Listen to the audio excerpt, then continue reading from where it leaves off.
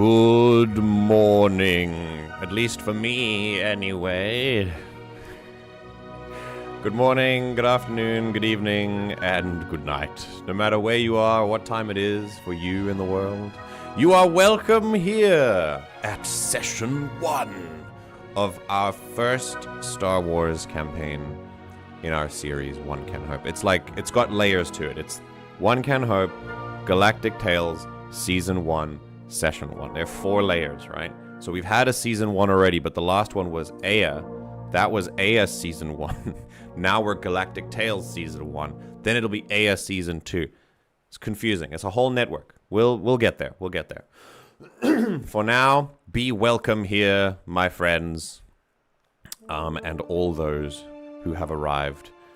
Please enjoy our incredible Star Wars themed music that comes from the wonderful Luis Humanoid. If you want to go and check out more of his stuff, he's amazing. And I can feel my throat is affected by the heat wave and the constant air conditioning of every room, which is a lifesaver, literally. But going outside is also then hard and confuses my throat and lungs. So I'm doing okay. We're going to see how that goes. For now, though, and as always, Yeah. Alberg would know. Pity. Sometimes a little bit of like a, okay. yeah. Like, oh, you said that out loud with your whole chest. You said that out loud. Mm-hmm. Those were certainly all words. Wow, you said a lot. A lot of the words left your mouth just then. That's crazy. What if we didn't do that again? Hear me out. You know, Maybe we my save the 40-something, 50-something male Hear me out. coworkers. What if we never did again? as I said. I did a live stream. Oh, we're in. Howdy. Hello. What, Oh, no. what did you predict what we'd be talking about? No. I was gonna say I'm not alone and then unmute No. myself when I said I'm not alone, but when I unmuted myself, some stuff was happening, so I figured I'd just listen and see what happened. We were discussing autistically laughing and not laughing. Okay. As What one was- does. What was that, Pep? You said you did a live stream once? No, my pity response during live stream mode is just, hey, thanks for rocking with us, and then I move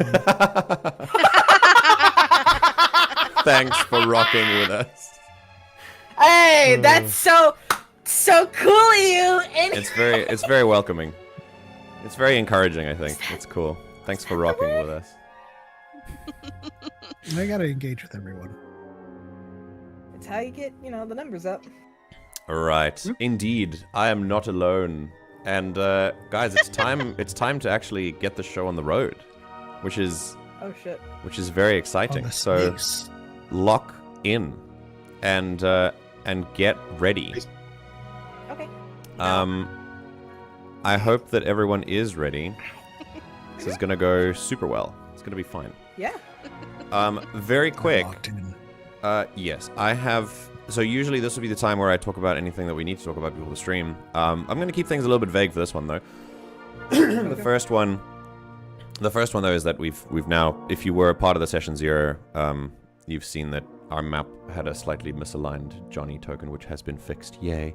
And the second thing is that we've made a slight character change, which we'll talk about later. Not an entire change, just some abilities that were not working.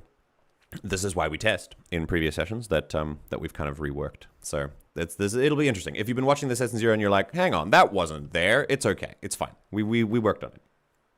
Okay. So I think We do what we without further ado, is everyone ready? Yes. No. Yes. All right. I'm going to ask. Okay, I just heard Alfrag, I just heard Blue, I just heard Taters, and I think Pepper's here. So there's no need to sound off. We're just going to go immediately. I'd like to welcome you all to Season 1, Session 1. I have to go through the right layers of One Can Hope. Here we go. Oh.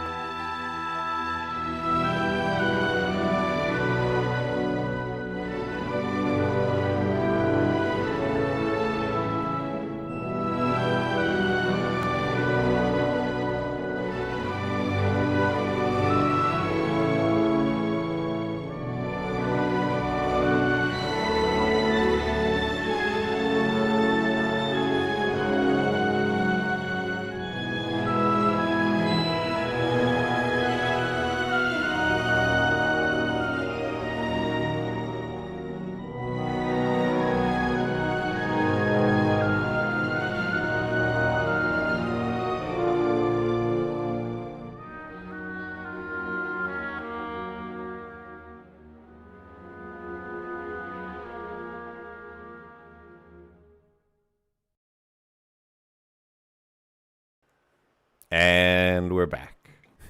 I need you to know, Blue, that just before I deafened myself, I switched over to the title sequence already. And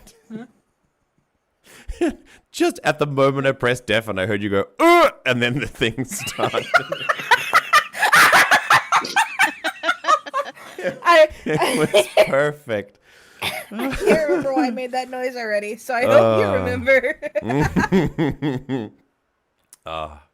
Welcome, everyone. Welcome. Welcome to session 1 of our first Star Wars campaign. And last for a while, because the next 2 groups are both interested in Aya. So this will be rare air. We're gonna be playing this again in a while in the future. So, but for now, I think we'll just start. And if you want to know who everyone is, they're here. They're on the overlay. You don't need to check. We already did that. And Who are we? Who am I? and you have everyone's names down on the bottom left if you get confused. I think without further ado, we should just get going. Here we go. Sure. Okay. Can we have one ado? A single ado. Yeah, go for it. What's your one ado? Oh, Go thank on. you. That's it. Oh, cool. There you Okay, go. sick. Okay, right. Gesundheit. Right. So, let's see. I'm gonna start with a little. It's not little because I couldn't stop myself. It's an introduction to the world and the way that the place that the galaxy is in right now. And then we're going to start immediately by introducing one of you at a time. And we're going to get there. So, here we go. The galaxy is in one of its darkest periods yet. A long time ago, in a galaxy far, far away. In the last 2 decades alone, the Galactic Republic has dealt with 2 devastating wars and a purge of the galaxy's guardians of peace and justice, the Jedi.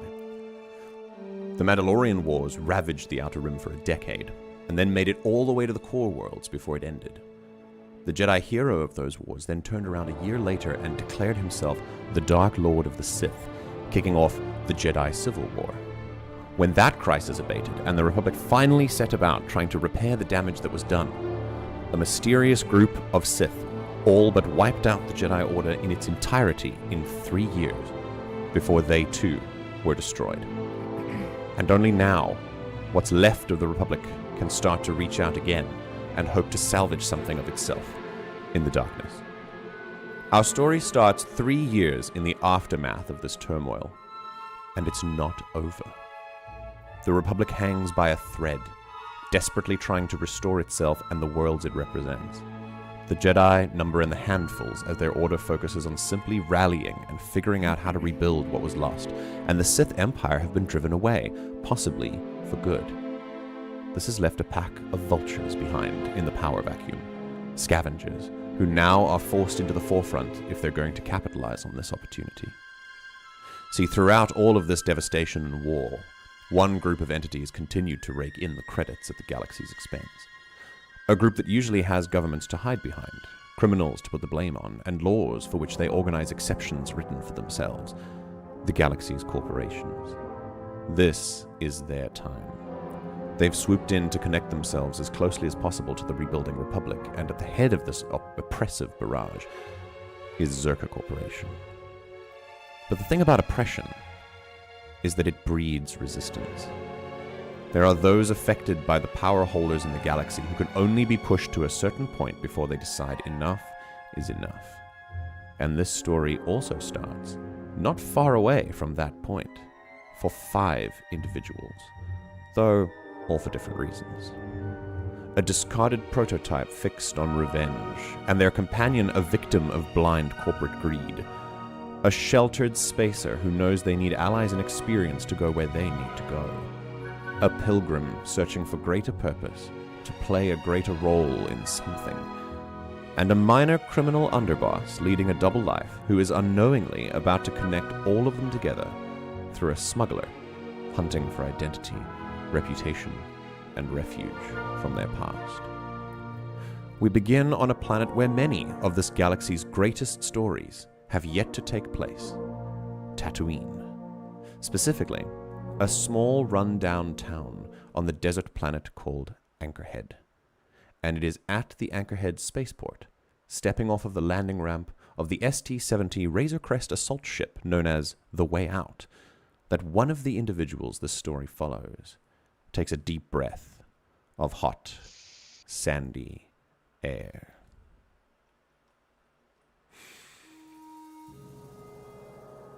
Welcome to Anchorhead, Tahti. You step off Damn, of... is the air always this spicy? You get a, Oh, I have this. Hang on. I need to find it. There we go. You get a thing in your ear from your comlink. From Red, who says, in midst of like exertion of some kind, you can tell he's like in the underbelly of the ship, kind of patching something up that went wrong the last hyperspace jump. And he says, "Yep, yep, that never goes away." Damn. Welcome to Anchorhead. All right, well, I'm just gonna waste some time while I wait, I guess. Actually, I'd prefer if you did a little reconnaissance, if you don't mind. You can do this, right? This is my first time in like any sort of anything outside of tunnels and tubes and vents and shit, and you want me to go actually work? You've been off the ship a few times. This isn't our first rodeo together.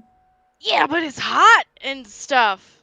Yeah, it's a perfect time to test your skills in a hostile environment. Be careful of the gang, by the way. Now you tell me. Now you tell me there's a gang. You can handle Okay, it, where right? can I find them? Can I join a gang? Is that allowed? No, you don't want to join these guys. Oh, okay. Well, all right. Okay, listen. All right. What do you want me to do? The last hyperspace jump threw off some of my calibrators, so I need to stay here and sort it out. We're still looking for... You remember what we're looking for, right?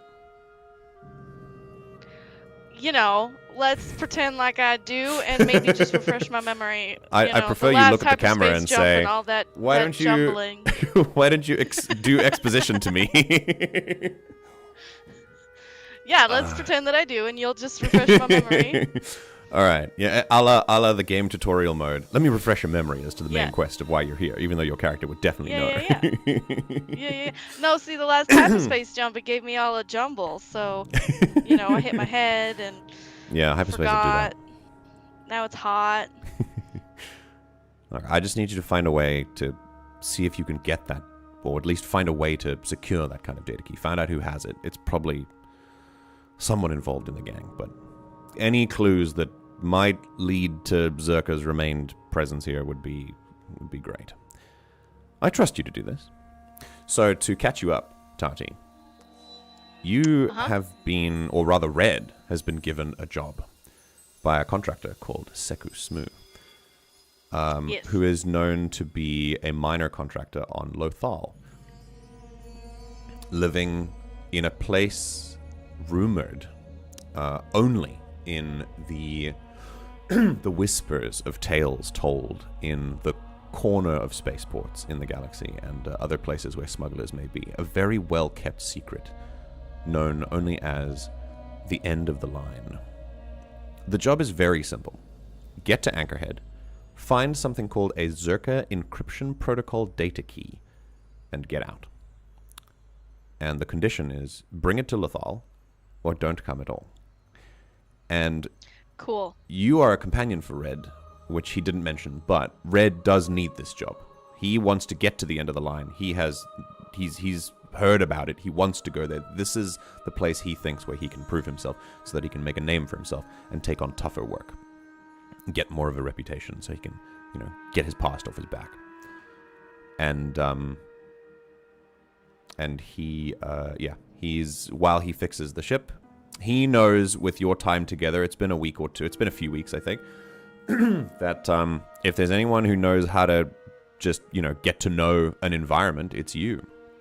And so he is trusting you with this, your first kind of solo mission, as it were, while he works on the ship to make sure that, he's very much a kind of, the lesson in Andor is a lesson that many smugglers and ne'er-do-wells learn very early, and that is plan your exit on your way in. So he's making sure that the ship is ready to go out. at a moment's notice, and hence why it is called the way out. Okay. The data key is for what he has told you. It's basically a blueprint for how Zerka encrypts their files. Basically, it's a little data key that can be plugged into anything you want for Zerka machines, and it encrypts it. And it basically runs Zerka encryption. And he doesn't know what Seku wants to use it for. But he knows that she wants it. So that's what he's going to go and get. And that's it. All right. Cool. I am going to swap you over. Let's see. Boop. Let's go here. Nyong. You step out. Ooh, transitions. Dun, dun, dun. You step out into yeah, the screen wipe is super cool. You step out into a it's as I said, it's very hot, it's very sandy. I'm going to talk about it in a second, but I'd like for you to tell me first who it is we see here walking off of the spaceport through the giant doors that open to the main concourse of Anchorhead.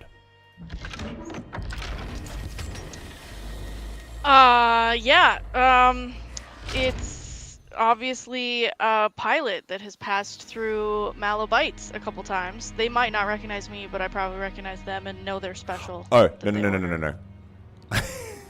I'm asking for you. No! I want you to tell me who you have to look describe like. me? Yeah, describe yourself, I please. don't want to do that. Okay, so Tahti is a Togruta. Yes. They are average height for a Togruta. Mm-hmm. They have bluish skin. Cool. And, purple Montrals and whatnot. Mm-hmm. They have a little bird perched on their shoulder. They predominantly wear like a chef's jacket that the sleeves have been ripped off. It's definitely old. It's kind of worn. On the back, it has the Malabites logo, but it's like kind of rubbed off, Cool. Love that. So it maybe says like Malite or something, They have clearly hand-me-down like clothing, just cool. kind of not well put together necessarily, and they have a couple of knives and a blaster strapped to their hip, as one does. Okay. Very cool. I didn't catch this, but did you mention the bird flapping around you as well?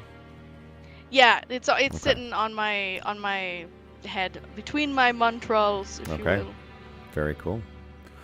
Exactly. Tikkia is probably not having a good time here, I think. Like, the heat is No. a big shock.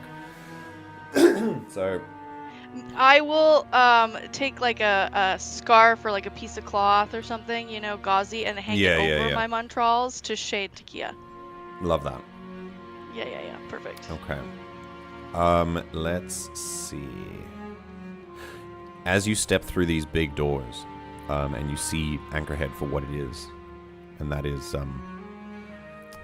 in a word, unfortunate.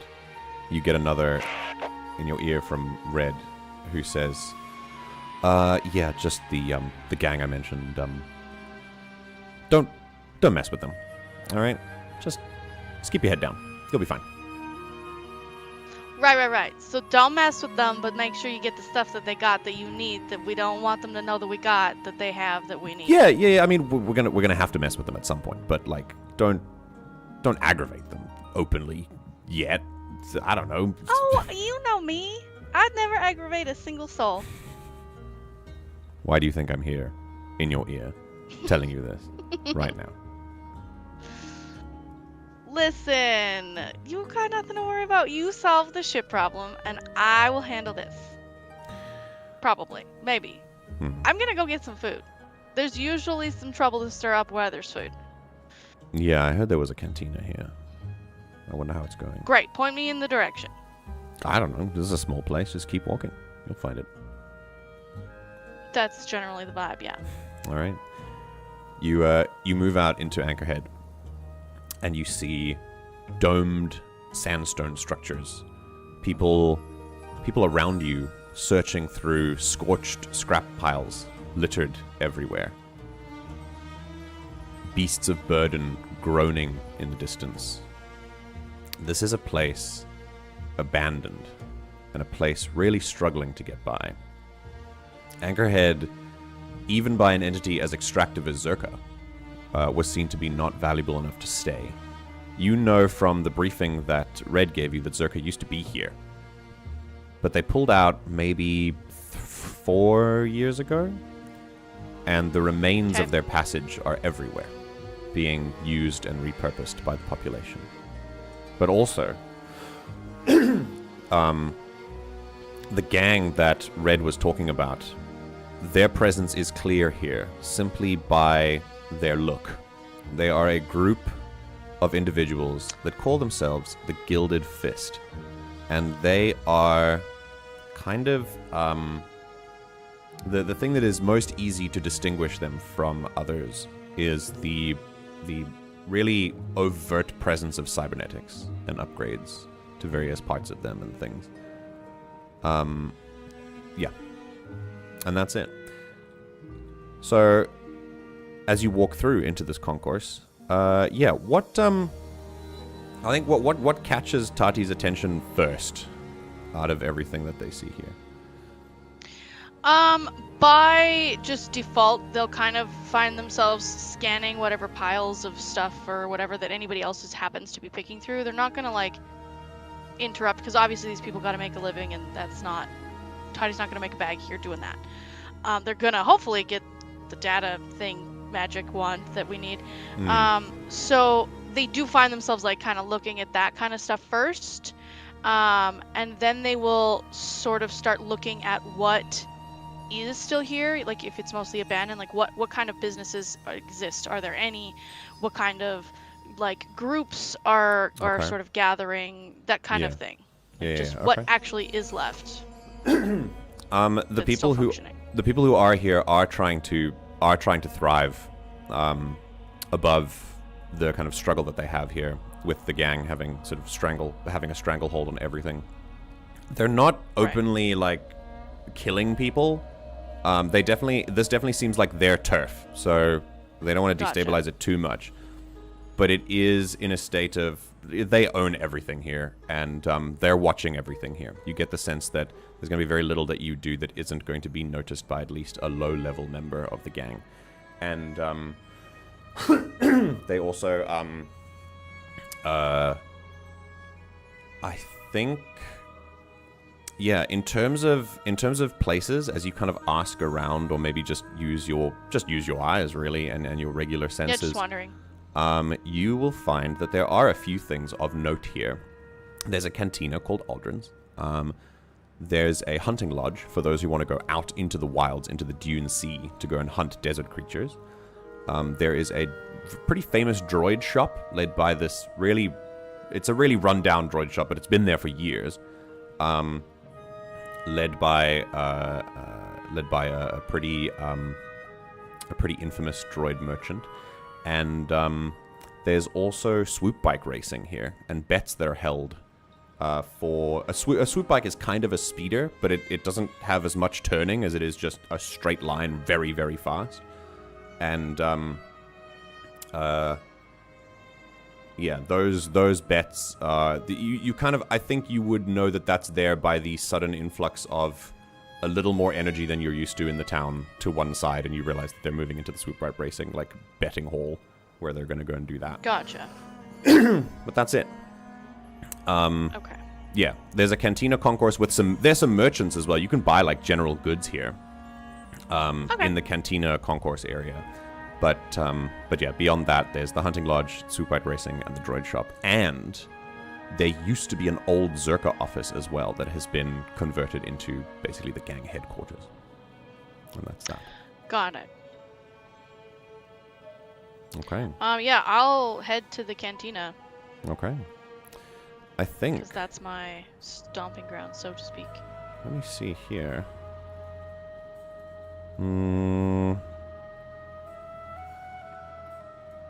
Okay.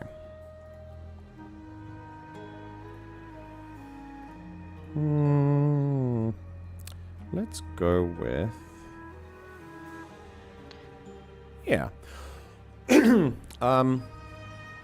It is not, 3 steps that you've made into the city proper of Anchorhead when you are approached by 2 cybernetically enhanced individuals. They walk up to you with no words. They are... most people here are humans, but there are quite a diverse range of other aliens here as well. And without words, they approach you, and then the first one just sort of eyes you, and a cybernetic eye kind of opens and closes as they look at you, and they say, "You're new here."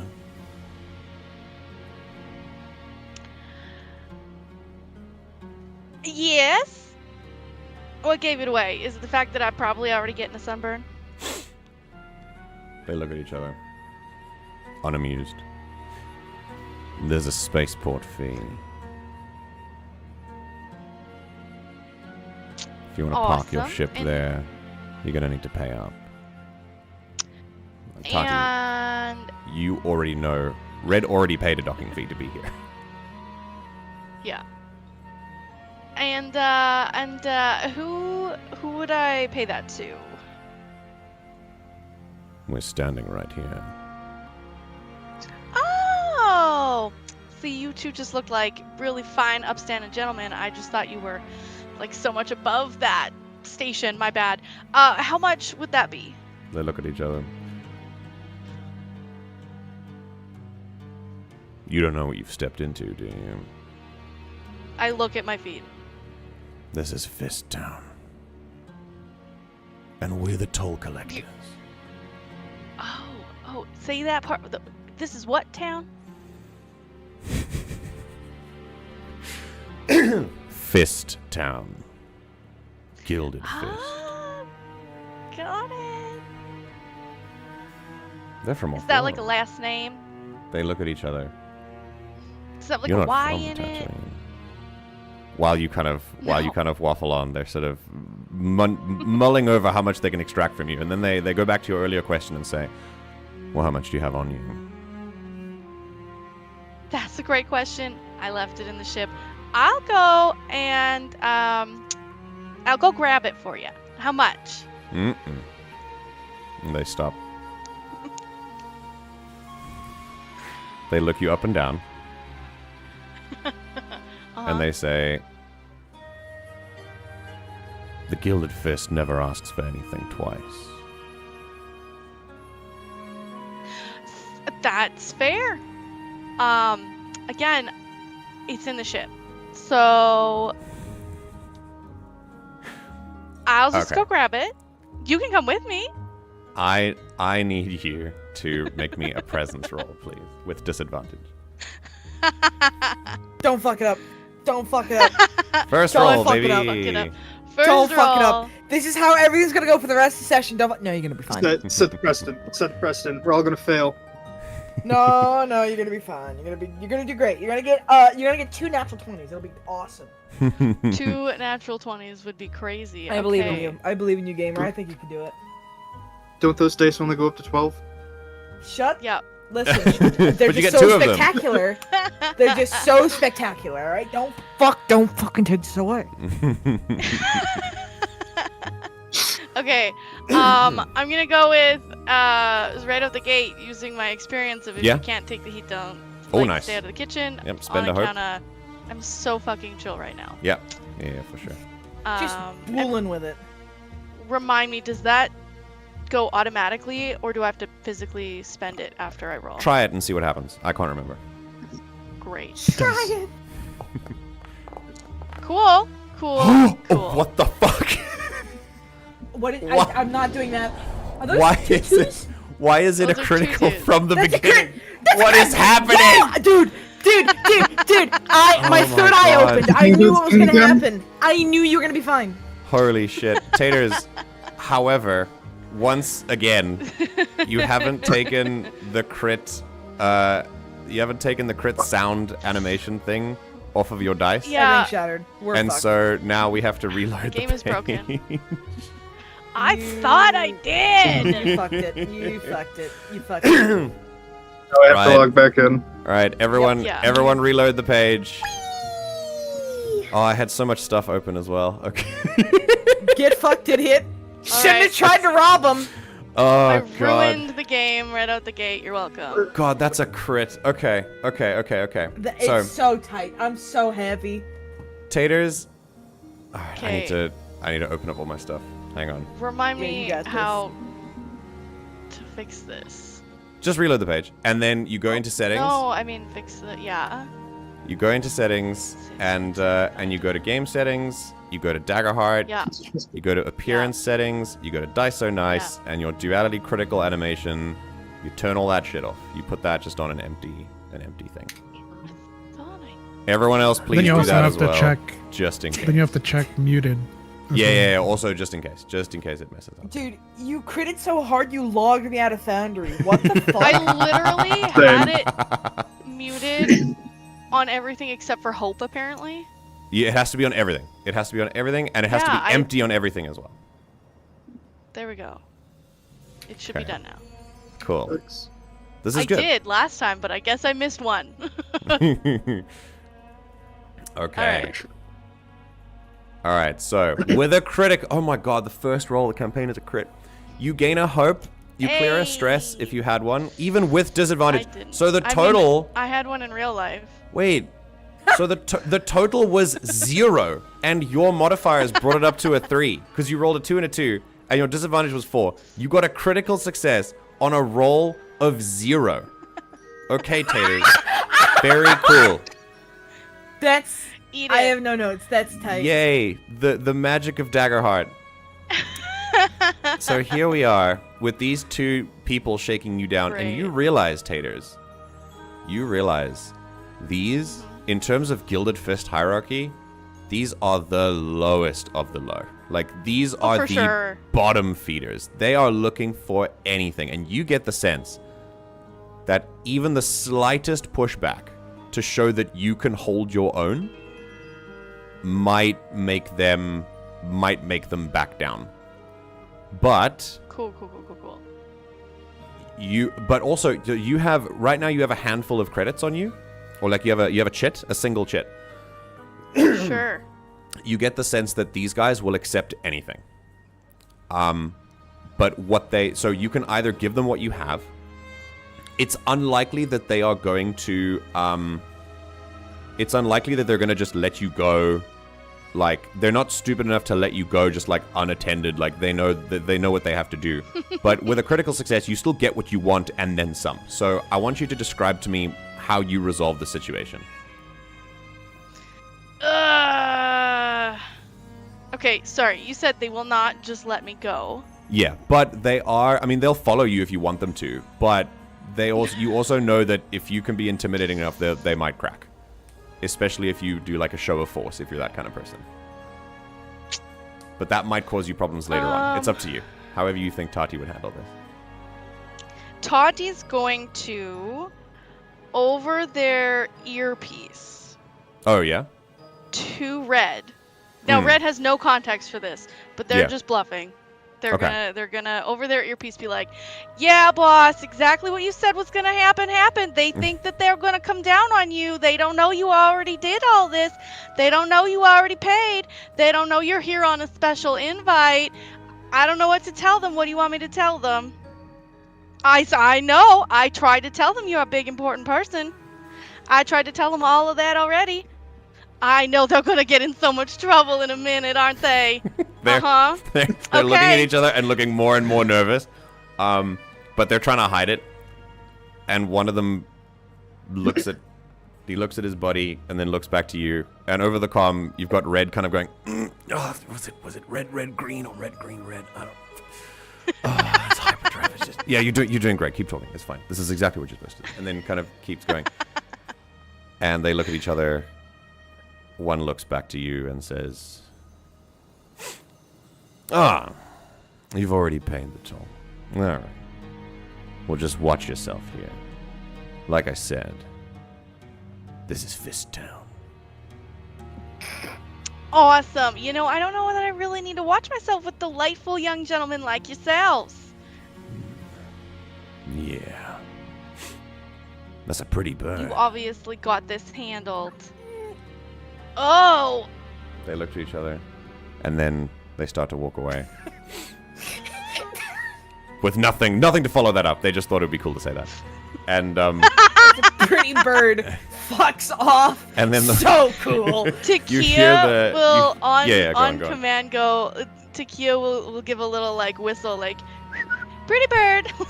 can't talk, but we'll do, like, a little whistle. Cool, and, like, a chirpy chirp, you know? Love that. As they walk away, you hear one of them turn to the other and go, "This is Fist Town? Really? The fuck were you doing?"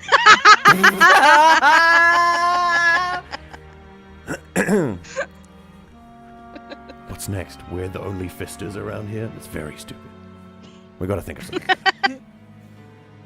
Okay. You end up moving towards the cantina. And we're gonna do a little screen wipe. And go all the way to the wastes of the desert. Dun, dun, dun. I have too many windows open. There we go. Yeah, the windows open here. Ooh. The Dune Sea.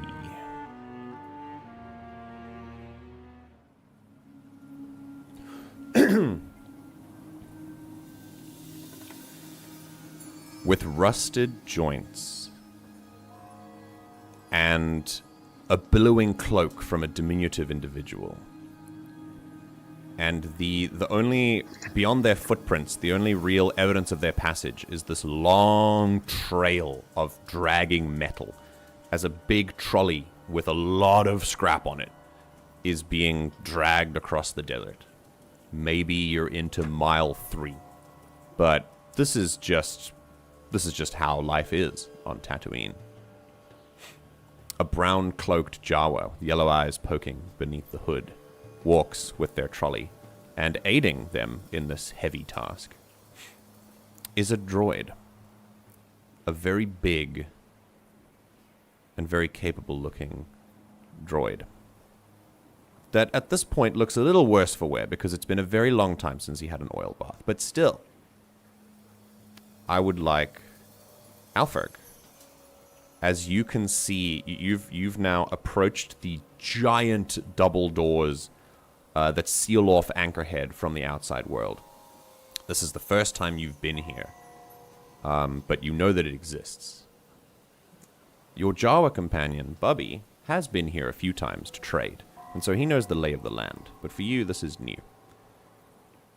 As you approach these two double doors, I need you to tell us what we're looking at exactly. Who is Johnny and Bubby?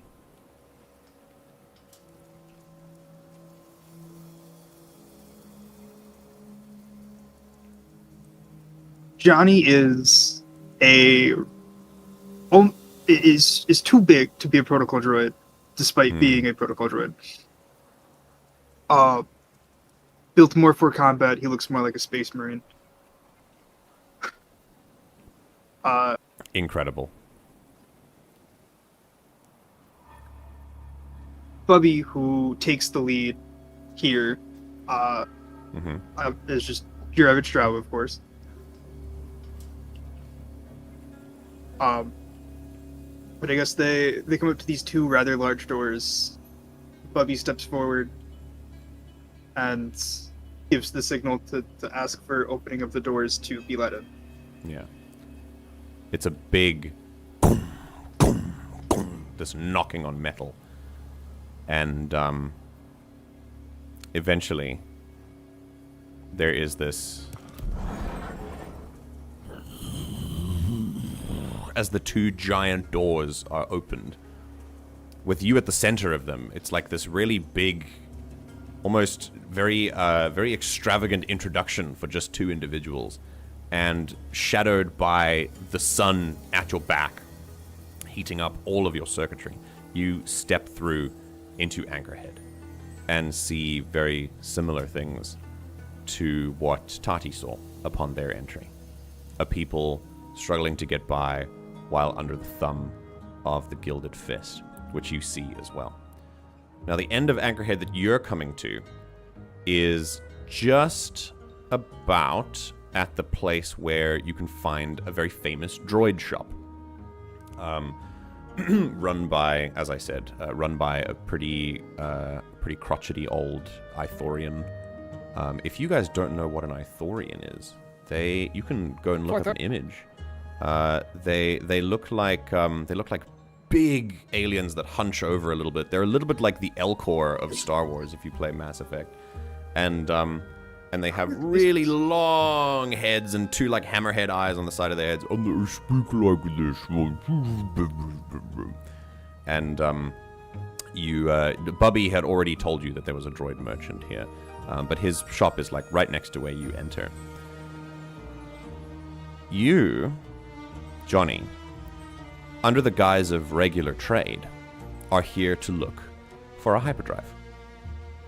Either by buying it or stealing it, so that you can bring it back to your ship and get off planet. Bubby has a cart and scrap to sell, but on the way he informed you that he's pretty sure this will not be enough. And so you're going to have to find some kind of money to get it somewhere else. As Bubby begins his kind of talk with some of the merchants to figure out if he can trade things, you see that the locals here treat Jawas very much like part of the Tatooine furniture. It's just, this is a part of Tatooine, they're here to trade, and they're pretty good at it. There's generally a kind of respect for Jawas with the regular populace here. The Gilded Fist have no such respect for them. And I think... Oh, I don't respect that. Got it. Yeah. And here's the thing, Johnny. You see this almost immediately. The cybernetic enhancements, the general demeanor, the way they talk and shake down citizens everywhere they go, and the nervous way that Bubby moves while he's here in Anchorhead. You get a distinct sense of familiarity from these particular gangsters. Finally, you also know that a hyperdrive is very heavy, and you might be able to carry it on this trolley, but that also might be a problem you need to solve as well. So, to get us into Anchorhead, I'm going to put you onto a lovely map and put Johnny right here. Meow. I don't know. You guys shouldn't be able to see anything yet. No. Cool. And I think you can see if Johnny is on it because you can see that you can see what he sees. So let's see here. Punk and punk. Yes. You are here. I don't know how this looks on the player side, but if you wanna see exactly what you see, then you wanna click on your token and move and stay selected on the token. It looks good. Okay. My humble opinion. There are levels to this map. You will see. So. There are layers. All In right. case you're aware of what it looks like it's obscured with a fog of war Really? in some areas. Oh, in It's not some the full areas, map. yes. Yeah, you should be able to see only what Johnny and Bubby see. That should be fine. Yeah. Okay. What did Then, I select? Okay, you can multi-select if you want. You should draw a box around them and move. Okay. Right. Johnny, you enter here at about the same time that Tahti and Tikkia enter here. Ooh. You enter a concourse, Tahti, like I said, at the same time as Johnny. Of course, you're not aware of each other yet, but you move through this. MJ, should you shift scenes so that the stream can see this? The stream can see this. Oh, on the map. Sorry. Yes, thank you very much. There we go. Player cards are currently covering that. Welcome to Anchorhead. So, yeah, you guys end up in this area, and like I said, there are merchants around. You kind of have the floor now to sort of figure out what you want to do. But now that we've done the intros, I think I'll ask Johnny first, so you can have a thing. Once you're here, what is it you would like to do? You've seen all these things. You have a lay of like the vibe of Anchorhead. Where are you going first to see if you can find yourself a hyperdrive, or at least find yourself money to buy one? This supposedly famous droid shop. It's down here. It's literally right below you. Okay. There are sounds for opening doors, yes. All right. You walk in to a droid shop, trying to get out of the wind that is slightly picked up here, and you are faced with an Ithorian, not an elephant, but this is the closest token I could find with the ones I had available. So, the Ithorian kind of shambles forward a little bit to get to you, sees that you're at the front of the Jawa, and kind of awkwardly tries to get around you to talk to the Jawa. Obviously, really assuming quickly, that... How do I unselect a token? Just click away. Because I do mean for Bubby to be in front. Oh, just click away from it and then click Bubby. Can you only move? Work. Can you only move both of them at once? Taters, how did you figure out not to do that? I have both of them selected right now. Yeah, you can click away from them. I don't know. Alternatively, hit the escape key, and you should be able to. The squares might disappear. That's by default. What if it didn't? Strange. Well, surely you should be able to like. If you use the select tool, and just select like the ground somewhere else, it'll unselect your characters. Yeah. That's what I said. Yeah. That's all I did. I had to draw a new box over nothing. Oh, Yeah, okay. yeah. Okay, all right. That well, part. just click Do the floor. that. It's fine too. Okay. Clicking didn't work. You gotta make a box. Okay. Alrighty. With whirs and gonks from droids and gears and circuits that break the silence, dimly lit and dusty shelves, droids who sit on display tethers and watch you as you walk by with passive glances. You are in Yukalaka's droid shop. Yukalaka himself is, let's see. This is... Yeah, we'll go here.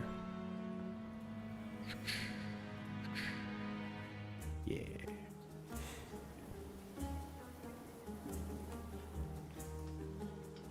You walk forward, or rather, Bubby does, and Yukalaka arrives over here, and they begin a trade in earnest. Are you kind of just passively watching, or are you involving yourself at all, Johnny? Johnny is definitely being involved. Although, does the Ithorian, does Yukalaka know Jawaese? Oh yes, yeah, no, he's aware. Okay, Yeah. It's then more like then Johnny will step back. Jawaese is like Oh, actually, you know what? That's a great because you are a protocol droid. I think it would be fun for him to not. And Bubby starts babbling like and starts like bringing out a lot of his stuff to sell. And Yukalaka says in his own language. He doesn't have a vocabulary that a lot of Ithorians have to translate into basic. He just goes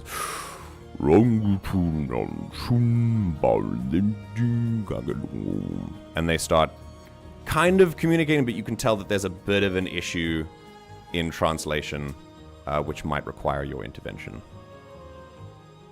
Lore drop? Lore drop? Lore drop. Ithorians can't speak basic, so the translator comes in through a vocoder. Indeed, but this one doesn't have one. So he's just speaking Ithorian.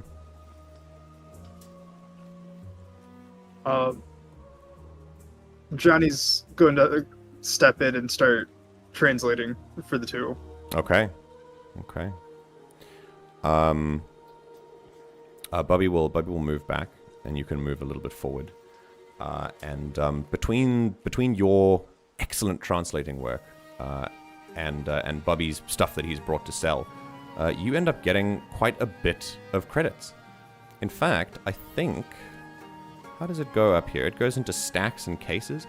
A hyperdrive will get you could probably buy a hyperdrive for a ship for a few stacks of credits, and you get one from all of the stuff that Bubby's able to sell.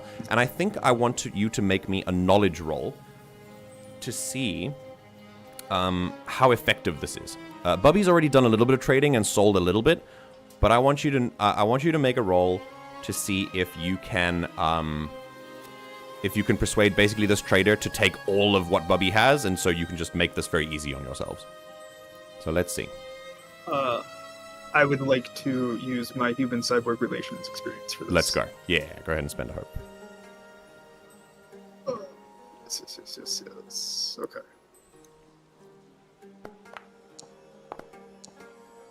Eight with fear. A 13 with fear. Okay. I will get a fear for that, but that is still a success.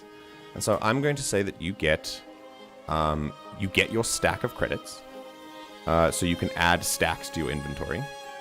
And you can also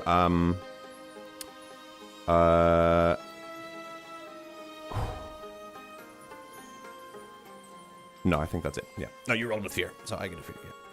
Yeah, you can add a stack, and let's say a stack and 4 handfuls, as you get a little bit of change extra after Yukalaka does his thing.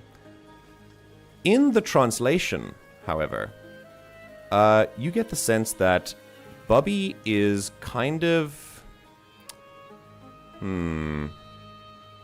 The way that Bubby is talking to this guy... Let's see if I can... You're getting the sense, with your knowledge roll that succeeds, you're getting the sense that Yukalaka is giving you a little bit of the runaround for the trading that you're doing right now.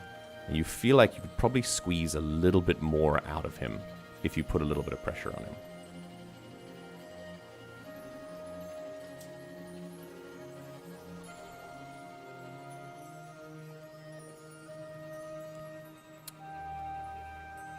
Johnny will, or one of Johnny or Bubby will give the other a signal. Okay. That okay, it's time cool. to put a little bit more pressure on. Okay. So Bubby will look to Johnny and just say something random in Jawaese. Hmm. And then Johnny will look to Ukalaka and say, the Jawa is displeased with your offer. Oh, and you were kind of unloading the stuff, and you sort of interrupt the purchase, and Ukalaka goes, "Well, this is as much as I'm willing to give." I'm translating for you. I don't want to lose money. I'm trying to make a living here. Oh, and I think, this is fun, because you did succeed against him, but there's a passive feature here where I think as he sort of buffs up against you here, and you start to get a sense that this is a very irritating merchant to deal with. I want you to mark a stress for me, please. And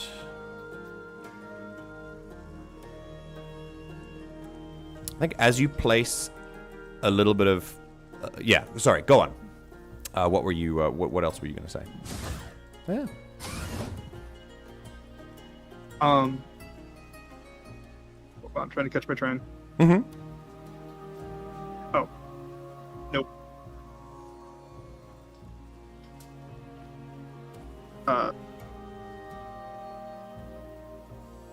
That is... The Jawa knows his merchandise very well and knows that it's worth more than that. Yes. Yeah. Okay.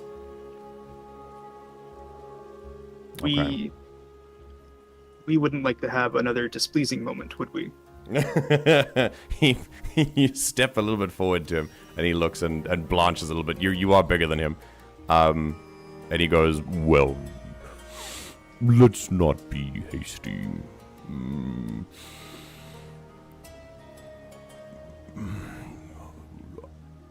I heard that you were looking for a hyperdrive. The Jawa Indeed. mentions you need a part. I don't sell it. I don't know. Instead of parting with more money, how about I tell you where you can find one?" Johnny looks to Bubby. Bubby nods. The Jawa is pleased with the information. Very well. Head south in the Cantina concourse and find the cybernetic merchant Kika Zidar. A classic Star Wars quest. Go to Chikalaka. Find Jim Bimbo. And he says, Daggerheart. he says, he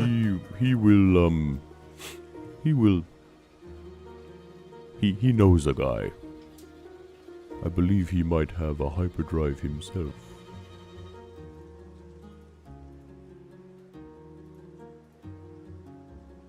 Thank you. This transaction was pleasing, and Johnny is the one to hold out his hand for a handshake.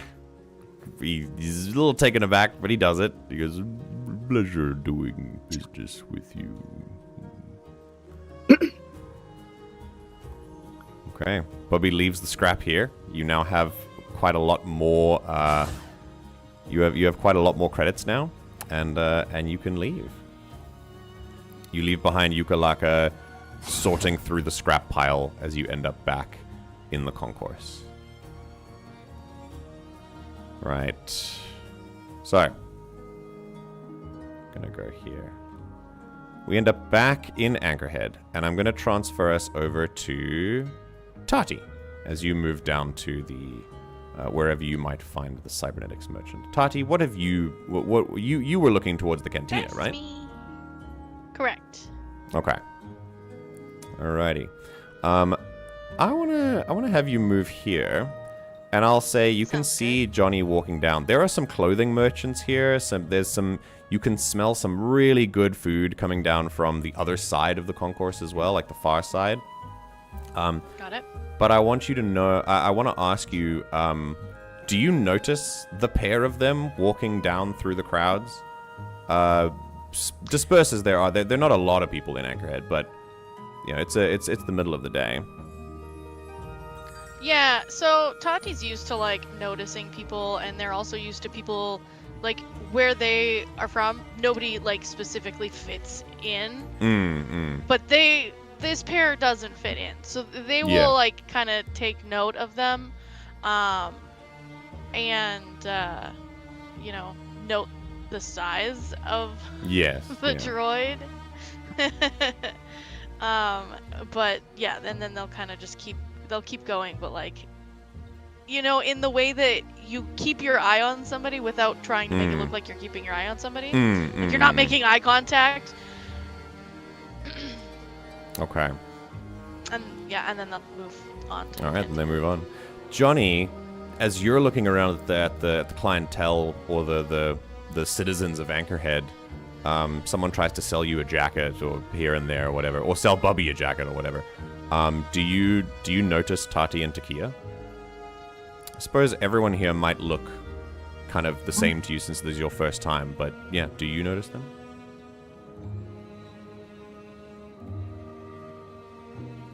Not enough, because I doubt they're doing anything weird to really call out. Yeah. So, probably enough to be like, oh, I recognize that person from the crowd earlier. Okay. But not enough to really put any thought to seeing them at the moment. All right, you keep them in mind. All right. We're going to put you kind of wandering the concourse, and Taters, you're heading towards the cantina, right? Yep. Okay, I'm gonna put you here, and I'm gonna kind of make Johnny and Bubby follow kind of behind since you're walking in the same direction. Johnny, you end up here. It doesn't take you very long to find a cybernetics merchant. You end up here, and Tahti ends up here. This is where you start to hear music coming from this door here, muffled as it is. And you also see a staircase back there that led up to the... that leads up to the second floor of the cantina, but that is very well guarded by a very large gilded fist bouncer, and it doesn't look like they're letting anyone in. There is still a bouncer at this door, but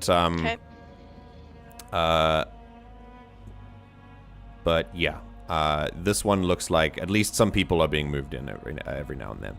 Johnny, you see something that makes your eyes sparkle. A weapons merchant. Very small, very like small time. The one sells weapons here, and one sells armor here. And then you see one is selling cybernetic parts over here. An arm, a leg, an eye. These are three very basic stores. But you see that it's a pretty slow day. Not a lot of people walk by. And behind these crates, kind of leading and probably one of them having a smoke or something, are two Gilded Fist thugs as well. So, we're going to go to... while we're in the sort of... Still kind of in the intro phase, I'm going to just assign spotlight to people. But if you think you want to do something, then please let me know. But I want to go to Tahti and Tikkia as you step up here. I wanna ask Blue to be this bouncer, please. Okay, yeah. Alrighty. I'm at a cantina. I'm the bouncer at the cantina. Solid. Let's do it. So you, Blue, are a member of the Gilded Fist. You have some cybernetic augmentations of your own, and your job. Got it. You're not. you're not the biggest thinker, but you are the strongest, and your job is to keep things relatively controlled. You're not here to extract a toll, but you're the bouncer of the club, and you take your job very seriously. Okay, big girl. You are Fist Town. You are Fist Town. This is in fact me. Fist Town. I am the Fist Town. Yep, got it. Okay, let's roll.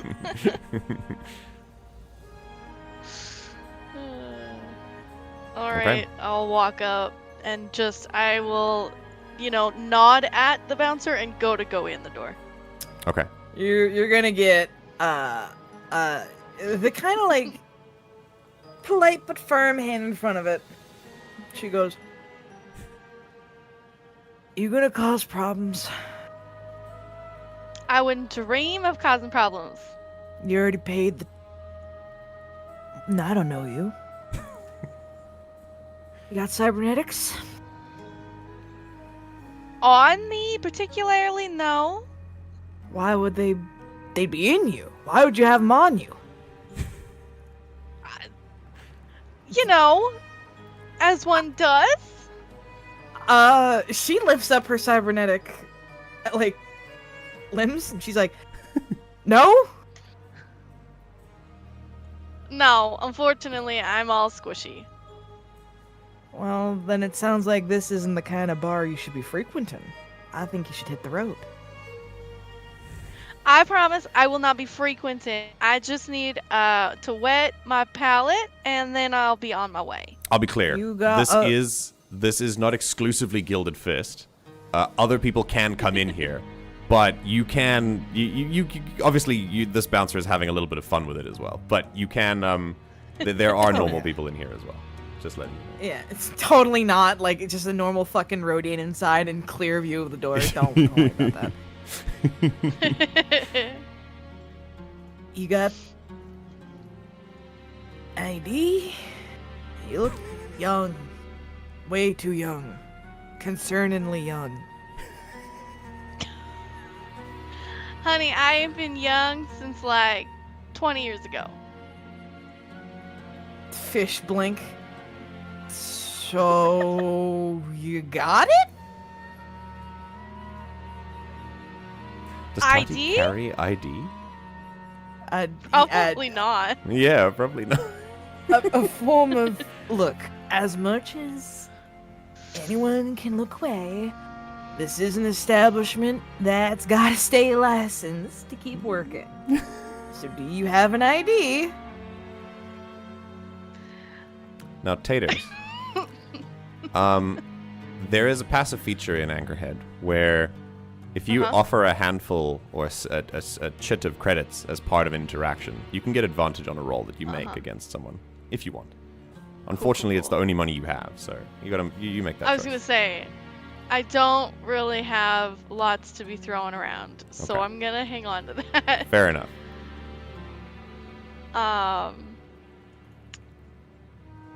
Yeah, I will put my hands in like my pants pockets and like pull out my pants pockets and be like, huh, I must have left it in my other pants.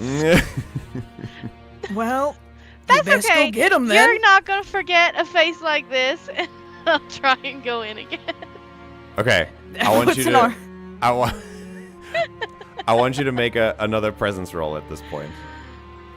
And see. Yeah, I was Blue, waiting you can for that. you can tell me what happens based on the roll. Yeah, I got you. I'm not gonna hold up story. Let's see it. Yeah, unless you like shit your pants on this Okay. roll, we'll see. Let's see what happens. Who wants? I'll throw the can't take the heat, stay in the kitchen back. Yeah, on you there. got it. Okay. Fuck yeah, do it. Beat me up, beat me up, beat me up. Roll eyes. Don't fuck it. That was Well, almost no, another never mind, you crit. didn't- You're kidding. Okay. An Okay. 11 with hope and Okay. ooh. Okay. Blue, your difficulty is 12. That's a failure, Oh. but with hope. Oh. So Taters Okay. gains a hope, but Oh no. it's a no but. Wait. So yeah. Oh, Johnny. I want you wanna- I want to use my always You wanna do it? always learning. Yeah, That- yeah, that do is it, a do it, good do it. hope die. Okay, so you are. So tell me what's happening with Johnny while he's here browsing merchant. He hears a little commotion over by the cantina, and tell me what happens and post the feature in chat. Hey, what do you want? We got some gas blasters. We got some plasma quarrels. What do you want? That's exactly what happens. That's exactly what's going on over there.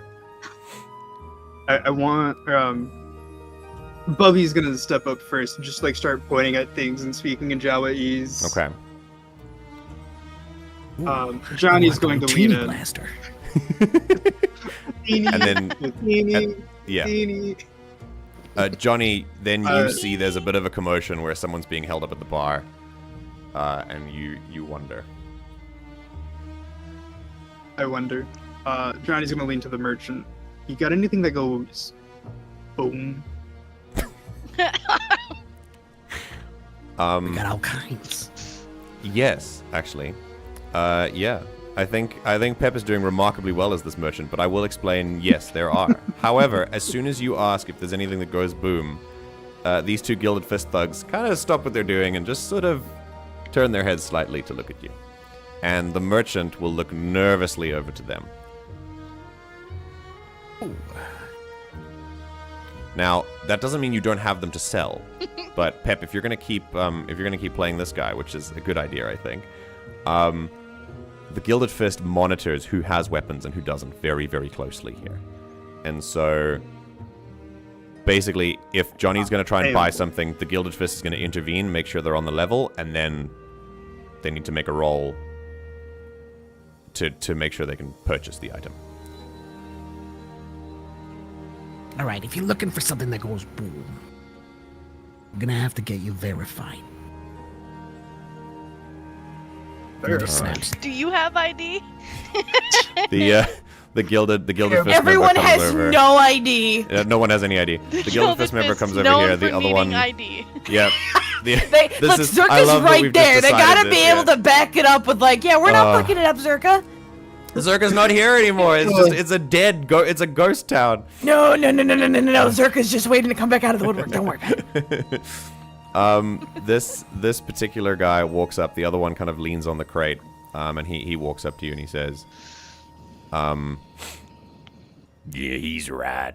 You gotta produce something of substance to show that you're not gonna go and well, blow any of us up.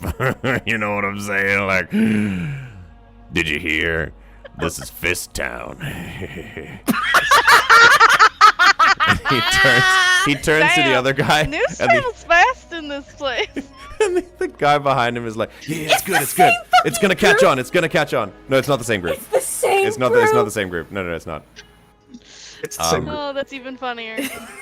The fist thug asks, "I'm gonna need to ask you what you plan on using this thing that goes boom for." Self-defense. Ain't that why all of us are armed? But seriously. Well, that depends. Are you going to cause me trouble? Because if you cause me trouble, then it's going to be used on you. He breathes through. But as long as there's no trouble between us. Okay. So this is an interesting way to approach it. At a difficulty 12, I'm going to need you to make me a... This is technically a reaction roll because he approached you. And a reaction roll using whatever trait you think is intimidating for you. And, yeah, difficulty 12. Oh, and by the way... Size a trait? We still haven't resolved the 11 with hope always learning, which I wanted you to resolve. But we'll do this first, and then we'll go to the always learning bit. I didn't think. I was just wanting to use my always learning ability on it. No, I want you to use it, but I also want to describe how it's used, because you've got to see that Tahti's having trouble and then go, "Huh, that's interesting," and then take it. I just want you to post the ability in chat, but let's do this first. Make a reaction roll with whatever trait you want, and then we'll go back to Tahti. Okay.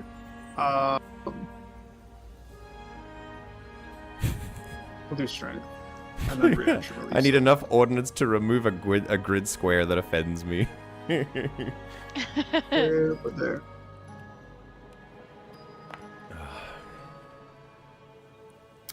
Okay. Alrighty. The even with your always learning, you wouldn't be able to change the hope die to that, but we'll get to what that does in a second. The thug looks at you, and he looks at the merchant, and then he looks back to you and he says, "Not these ones. Try again later."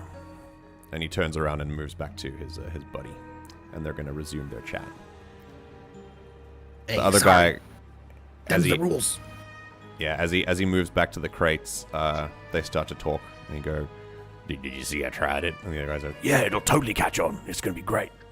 Wait till Maddock hears about it." As Johnny passes by, he's just gonna lean down to Bubby, just like, "Dang, that guy was kind of lame, wasn't he?" They're noticing you. And then at that time, now always learning is not something that you actively do. It's something that you observe, and then you keep it in your databanks for later. So go ahead and post the ability in chat. Yeah. So when any PC fails with hope, you can spend a hope to basically keep the hope die that they rolled, and then you can use that later to help you in something. For you or a PC, just any PC makes an action or reaction roll. So I want you to spend that hope, and yeah, now you have a hope die of 5 on your card. In the periphery, your sensors kind of picked out this little altercation here. And by the time that you're done with this weapon negotiation, Tahti is already going to resolve what's happening here. So we're gonna come back to this moment here.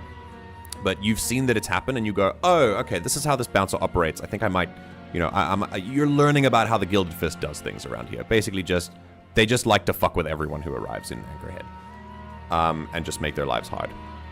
Tahti, on a failure with hope, you don't get what you want, but all is not lost. So, Blue, I want you to give... I got this. I want you to give Tahti an opportunity that might get them somewhere to get what they want without letting them in the door here. Look, I can tell you're not chromed enough to be safe. You don't got an ID to tell me you're an adult. How about you come back with someone bigger to make sure you're okay? And you're not gonna be a screw around. And you hear clong, clong, clong. Yeah. Mechanical legs in the sand behind you. That's perfect.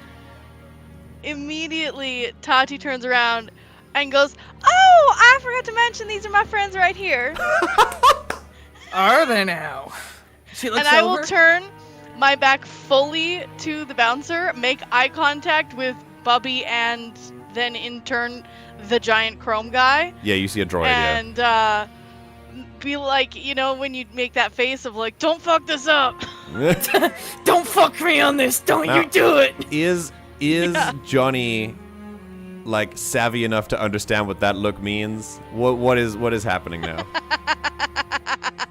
Johnny's gonna look down at Bubby. Bubby's gonna look up at Johnny. Bubby's just gonna shrug and play along, so Johnny's gonna follow Bubby's lead. Okay, go ahead. Play as Beautiful. Bubby. What would Bubby do here? Bubby, arms spread wide open like for a hug. Utini! What a champ! What a legend. I hit a knee and hugged that Jawa so fast. Incredible. And this is how they meet. So cool. Now, Johnny's Johnny. gonna get in there for a group hug action. Oh my god. Good. Goodness gracious. Good. This bouncer just sees like long lost friends reunited, clearly. Arms crossed, brows raised. Well, that one is bigger. And also chrome. And Chrome, you're meeting my specifications. I can't be too mad about it, but I'm still a little uncertain. Who are you two? Come here. And she's waving the giant, juiced up, roided out droid and the itty bitty Jawa. This is the most thorough bouncer that I could have ever imagined. And Johnny, as you approach with Bubby to this bouncer, you see that the cybernetics merchant that you were there to see he's still there. You can come back to him if you want to, but something else has happened now. This is the funniest way I've ever met a group in any tabletop. This is very good. Just wait, there are 2 more characters. Yeah. Okay. So Johnny approaches, and Bubby. Bouncer looks them up and down, and I think at this point, Blue, we can let them in. It's fine. There's enough people. There's a big guy. Yeah. He's Chrome. Boxes checked. Doors open. Okay, cool, very good. Beautiful. All right. And Listen, we love a girl's girl that wants to like look out for yeah. Look, everybody. That's Tatsi's entering real the bar. small, and she's got a real nice bird. There's a lot that's gonna need to be watched out for, and Chrome Man seems sufficient. That's good. Alrighty. Tahti is gonna gesture Tikkia to land on Johnny's head or shoulder or something Incredible. Bird rest. to make it really look like we're together. Okay. And I'll say with that, the door opens. And you can get into the cantina. Damn. Oh, Tahti! Oh, yes! Oh, amazing. Beautiful. Legally distinct cantina music. Legally distinct cantina music. Star Wars penis music. What does that mean? Do you not know penis? Oh, I'm gonna blow your mind here in a bit. Keep Well, going. when we're finished. Oh. That's so funny. You see what I mean? This is guy just already understands Star Wars music. It's so good. Okay. You both walk into the cantina. Once you lose earshot of the bouncer, I'll put all four of you here. You walk into an entrance place that is entirely populated with Gilded Fist. It's a guy checking a data pad, and there are two dudes sitting here. They're all just like playing cards and just chilling, and they notice you as you come in. But you walk up the stairs, and you enter the main area of the cantina. Now, this particular music is coming on through not through live music, but through a very like rusty hollow. This place is called Aldrin's, named by Aldrin, the main bartender. Mercifully cool air from the outside. Still not cold, it's not quite air conditioned, but it's definitely cooler than outside. The hollow music coming through is very tinny. They're muttered conversations from a tired clientele. And to your right, an exclusive table for the Gilded Fist. And they are a little too busy to really notice you. One of them does kind of look over and understand that you're here, but they're not really going to make trouble with you. Awesome. Aldrin's is the only watering hole really available to the public. There are no hunters here. The hunters all go out to hang out at the hunting lodge. And yeah, you understand that there are quite a number of like regular people here, but there is also a table for the gang as well. And you see two staircases to your left and to your right that go up to a second floor, which has a sign that says "No entry for non-staff or non-members of the Gilded Fist." You get the sense that that's like one of their private areas.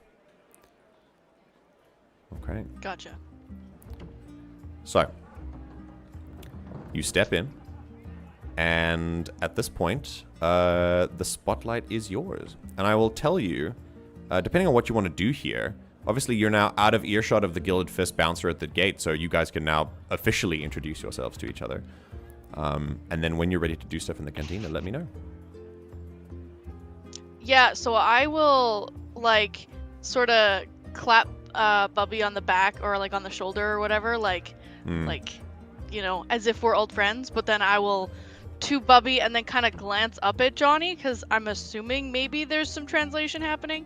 Yeah. I'll be like, damn, you was there at the right time. You saved my ass. Let me tell you what. I didn't know what I was about to do, but it was touch and go. You really, really saved my hide. I'm Tahti.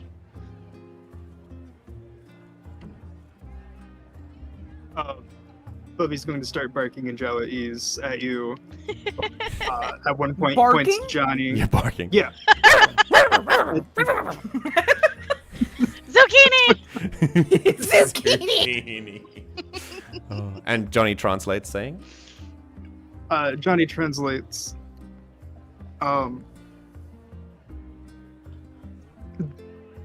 Bubby says his name is Bubby, and I am Johnny.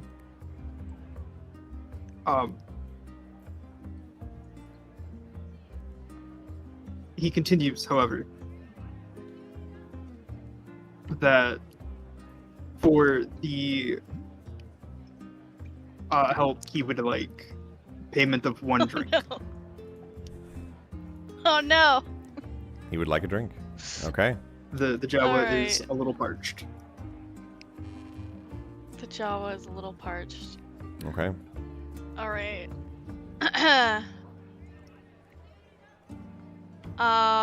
Yeah, I will nod. Mm-hmm. You and me both, little buddy. It's spicy out there. How about we say I owe you one?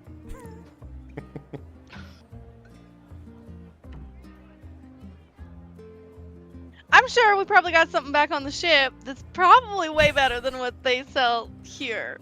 I say, and then look around like, oh shit, I immediately insulted the establishment I just stepped into. The bartender doesn't seem preoccupied with you just yet, thankfully. Wonderful. I'm just gonna like smack Johnny on the side.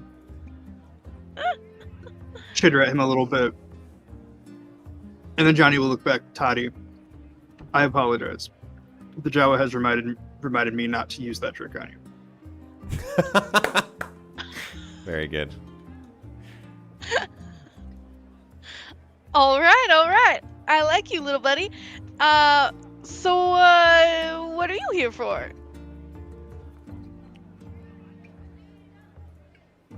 We are here for parts to fix our hyperdrive. We were told it was somewhere around the Cantina.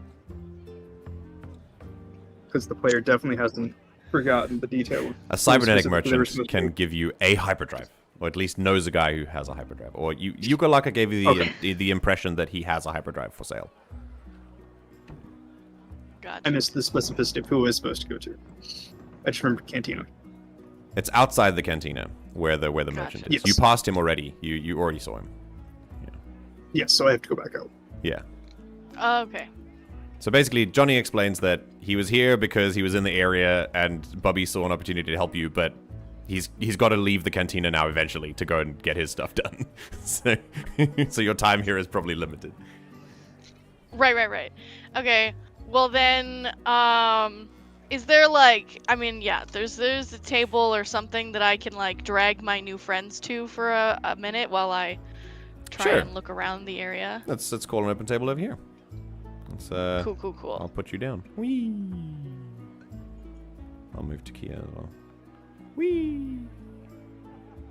There you go. You guys can have a seat. Okay. Now. Beautiful. This is lovely. Cool vibes. You're overhearing a lot of conversations, but you're unable to like really get the gist of them until you actually start to roll to hear some of them. And right. Yeah, I think how this is going to go, Taters, is if you're doing some scouting for if you're trying to do some scouting for Red to find out where this data key might be. Yeah. Here's a feature called What's the Talk of the Town, where you can ask the workers or people of Anchorhead about local events, rumors, potential work with a presence roll. And on a success, you can pick up some details about what's going on in the town. And on a failure, some other stuff happens. Gotcha. So if you want to do that, you can. Sure. Okay. Unless there was something else you had in mind. No, essentially I was just gonna be like, yeah, I look around and see if there's anything worth paying more attention to.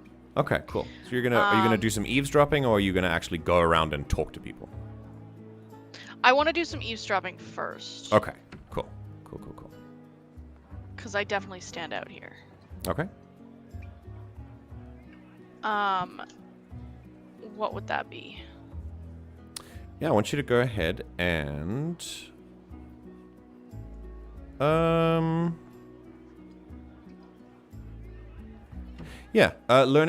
listening around for things would be an instinct roll, please. So go ahead and make an instinct roll. You can see if you Okay.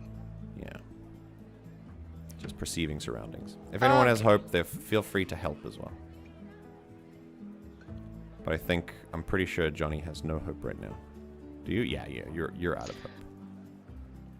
Hope it's okay. You guys will get more later. Okay. Oh. I have hope, but I don't think I'll use my stuff right now. Okay. It's just a straight roll then. Jesus, that's a high roll. Okay. A 21 with fear. Okay. So, on a success, you can pick, well, I mean, I'll pick them for you, but you get, you overhear some things. The first one is just a kind of, a sort of vibe of the people here is that people are going through all sorts of interesting problems here. For them, at least. For you, this is very much like it's a desert town. They have problems with moisture evaporators and their drink was bad. But there's also a deeper underlying woe of the fact that the gang is here. And people really don't like it, but there's nothing really that they feel they can do about it. One person, as you look around, is the only one who's not the only other person who seems to be doing the same thing you are. And that is just kind of looking around and seeing, what people are doing. And it's this figure over here in the top corner, which I believe you can only just see. They have their own seat. Yep. They're just sitting, eating their own food, and every now and then they pull down the mask to put the food in. It's rude to eat somebody else's. And they're also kind of looking around, and you get the sense as someone who is a very talented eavesdropper that they are also doing that as well. As for what you over here. Can I ask one? Sorry, can I ask one game mechanic question first? Yeah. Would that roll that I just did? Obviously, I'm not like changing it necessarily or like messing anything up right now. I just mean, would that have fit my Nature's Master thing, which is if I make an action or reaction roll against an event, exploration, or traversal? Yeah. Would that have been counted as an exploration? Oh, absolutely. Yeah, this is part of the environment, so you could have added a D6 to that. Because you have advantage on them. No, yeah. However, it is advantage. I thought it was the D10 is if I'm helping someone. Yeah. That's if you're helping. But however, even with this advantage, it would have still been a roll with fear. Yeah, no, I don't need to change it. I just was like, I think I forgot to do a thing. No, it's okay. But this is good to keep track of. Okay.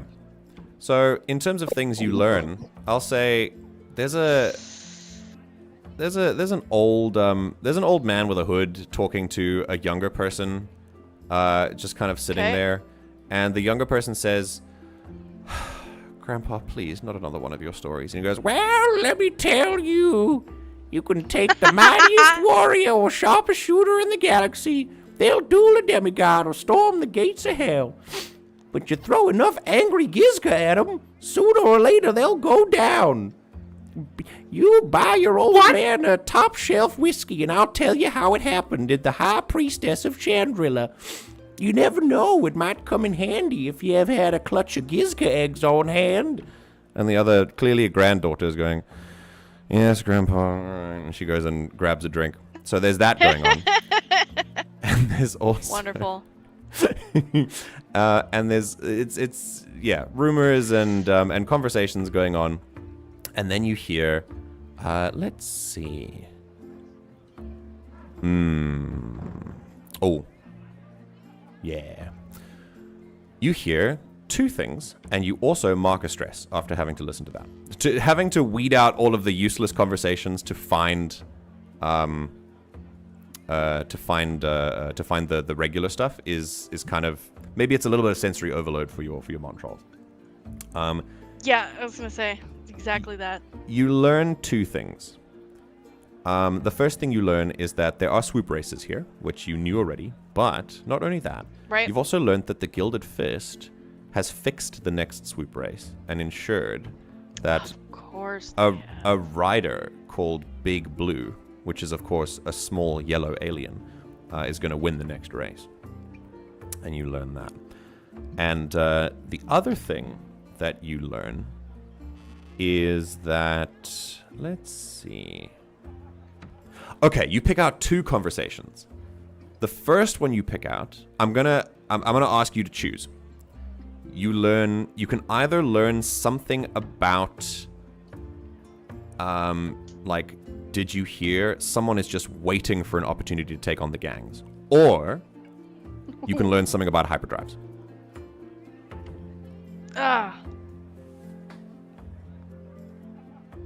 Okay.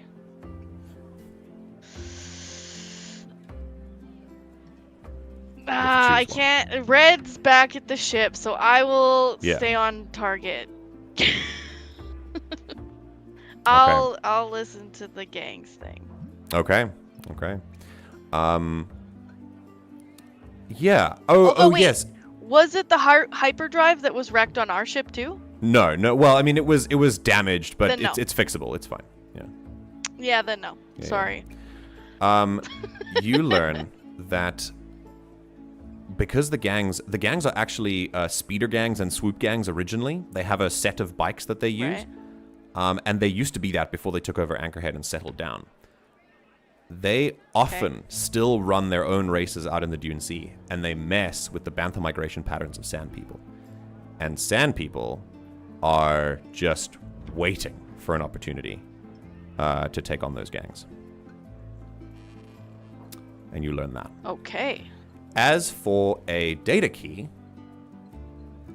frustratingly nothing. Got it. However, I think you might get the sense that anyone who's talking about Zerka stuff is the Gilded Fist table. No one else is really Gotcha. bothered by them, but the Gilded Fist talks about Zerka stuff. And that's about it. Okay. And with a fear, I'm going to take the spotlight, and you'll see... Roger.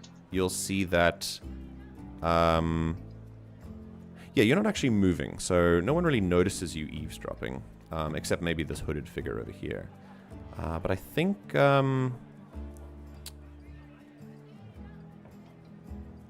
yeah, I'll just keep the fear that I gained, and we'll bring that back later. That'll be fine. Okay. Oh. Cool. Okay. So that's what you've learned, and Cool. I think while it's actually time has flown, so we're gonna take a little break from now. So I think as we sit here in the cantina, mulling over the information you've learned, and Johnny perhaps itching to get outside so he can buy a hyperdrive, we will take a short break. So everyone, we will be back in, let's say, 5 minutes, and we'll take a quick break and be back at 45, 46 past, around there. All right. So thank you, everyone, for your participation so Roger, far, Dodger. and your patience for the other two who haven't arrived yet. We will get there. And I will liked the see cameos, you, though. Yeah. Very good. Thank you, players. That was all according to plan. And I will Also read about the Baldur's Gate 3 stuff in the chat. There's Baldur's Gate 3 stuff? What? Yeah. Yeah. Okay. Based on Tahti's decision. Oh no. Our Pep has been updating with like Baldur's Gate 3 dialogue stuff every time someone picks a dialogue choice in the Foundry chat. I didn't see the second one. I thought this was a Telltale Games reference. Oh, that's very funny. Okay, right. That's break great. time for now. Go get some water, refill, stay hydrated. We'll see you in 5 minutes. Okay.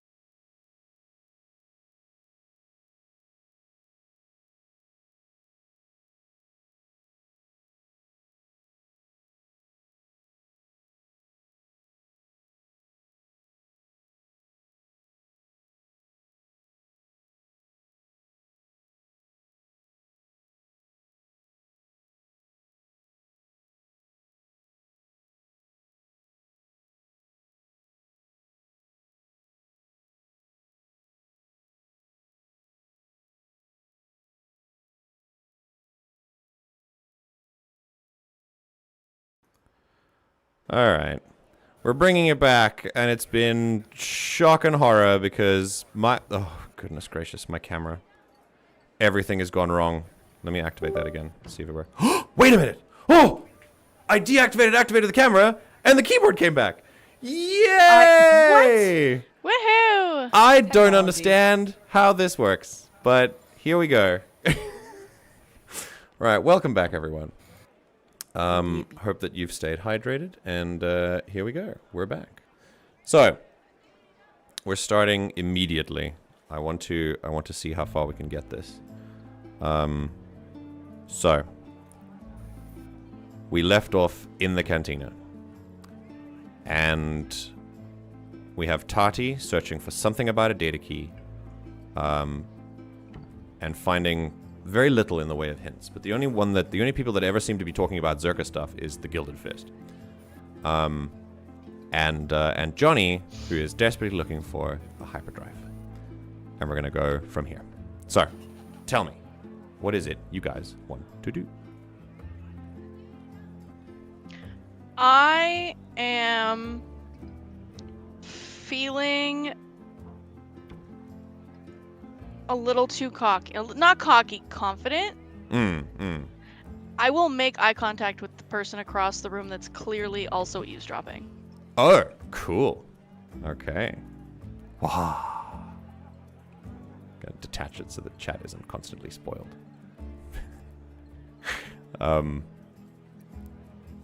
Okay. You see him. He sees you. And there's a bit of a look. He understands that you're kind of sort of looking around as well. And then he returns back to his food.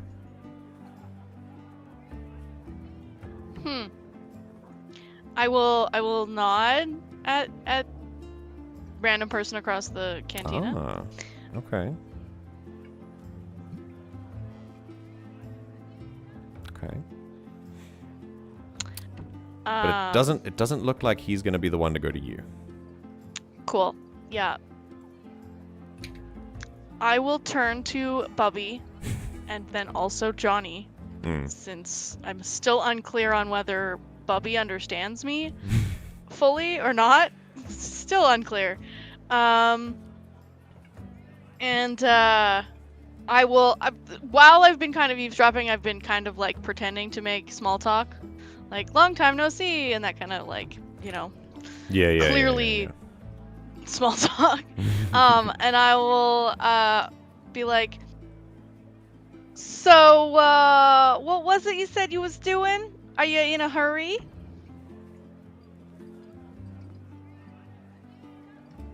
I'm trying to decide if Johnny and them are in a hurry or not. No, no hurry. Just needing to get a hyperdrive is all. A hyperdrive, you say? Okay. Well, I'm gonna mosey on over there. You didn't hear it from me, but maybe something interesting might be going on around town. I'll glance around. Are there Gilded Fist members like actively watching me or just passively watching me? No, they're not. Yeah, you're fine. You're just a bar patron as far as they're concerned. I will kind of try to quietly convey the like little bit of information that I have. So, you know, it's Fist Town, and I'll roll my eyes when I say that. Yeah, it's tried catching that one on.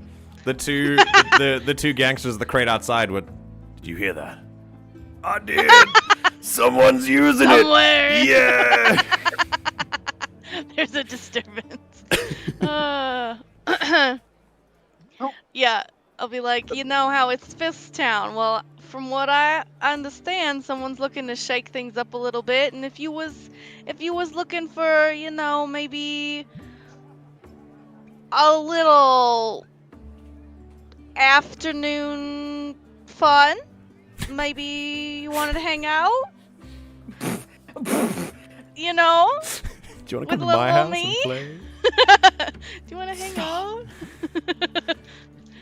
I'm trying to nonchalantly warhammer. basically be like, you look strong and big and tough. It's come in handy once. Maybe it'll come in handy again. All right. What does Johnny think about this? Johnny and Bubby are going to deliberate back and forth in Jawaese. Beautiful. After Johnny speaking Jawaese gives me a lot of C-3PO doing Ewok, like Rana Uta Pau, Chika Dugeti.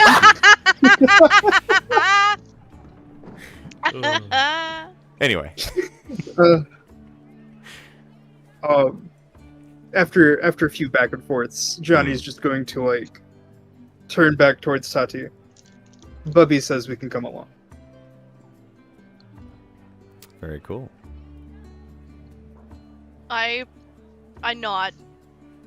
Like I'm really cool. And then I'll like get up and kind of like nod my head in the direction of the random dude on the other side of the bar. Yeah. The strange hooded figure that the GM definitely doesn't want me to go talk to him. Are you gonna go over to him? Yeah. Are you? Are you promise? You sure? I get halfway there and I leave the bar.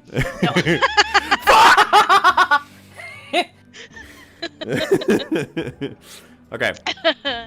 Yeah. You and Johnny and Bubby get all the way over to his table, and And then we get jumped. No. there is a Gilded Fist member watching you here, just kind of on their own, not really doing anything, just sort of watching the clientele move over to this guy. And this guy, as you approach him, you'll see. I think you've got pretty good eyes, Tahti.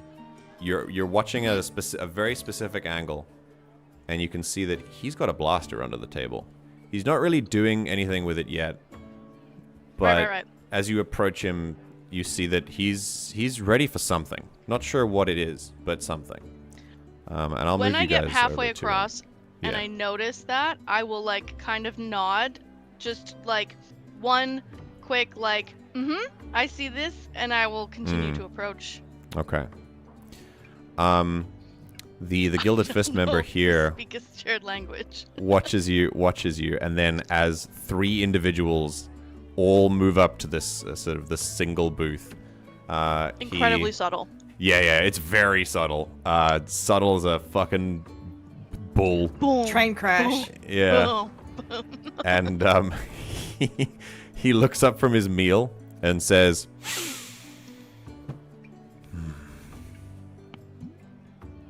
"Art of subtlety's dead, I guess." I was never much of an artiste, if you know what I mean. Yeah. All right. We'll have a seat, I guess. Is Bubby sitting on Johnny's lap? Yes. That's so good. Incredible. That's so cute. Oh fuck. He looks over my and he Jawa says, son. "This is my son. Does he need a booster? Does your Johnny is the booster. need a booster seat?" Anyone else know Legends of Eventris? Yes, very cool. Yes. Okay, Who couldn't? so The only one I know is the clown. yeah, you're a clip watcher. Yo. Me too. As you sit, he looks to each of you and goes, "All right, so you're part of the same group, but you in town for same reason I am, bounty hunters. Found any good work?" Oh yeah, definitely. Not a thing. Yeah. Okay. It's kind of dry out there. Honestly, drier than the sand. Much more hot and dry in every instance. Tahti's just saying things now. Yeah, to try and yeah. get this guy to start talking. You're not a bounty hunter, are you? No. I definitely. Well, they might not be. I definitely am. So you're new. So what brings you to Anchorhead? A ship, basically. I didn't fly here, if that's what you're asking.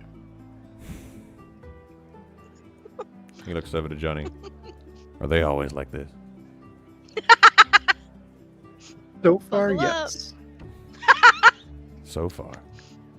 Oh, you don't know each other. No, we do. That's Tahti.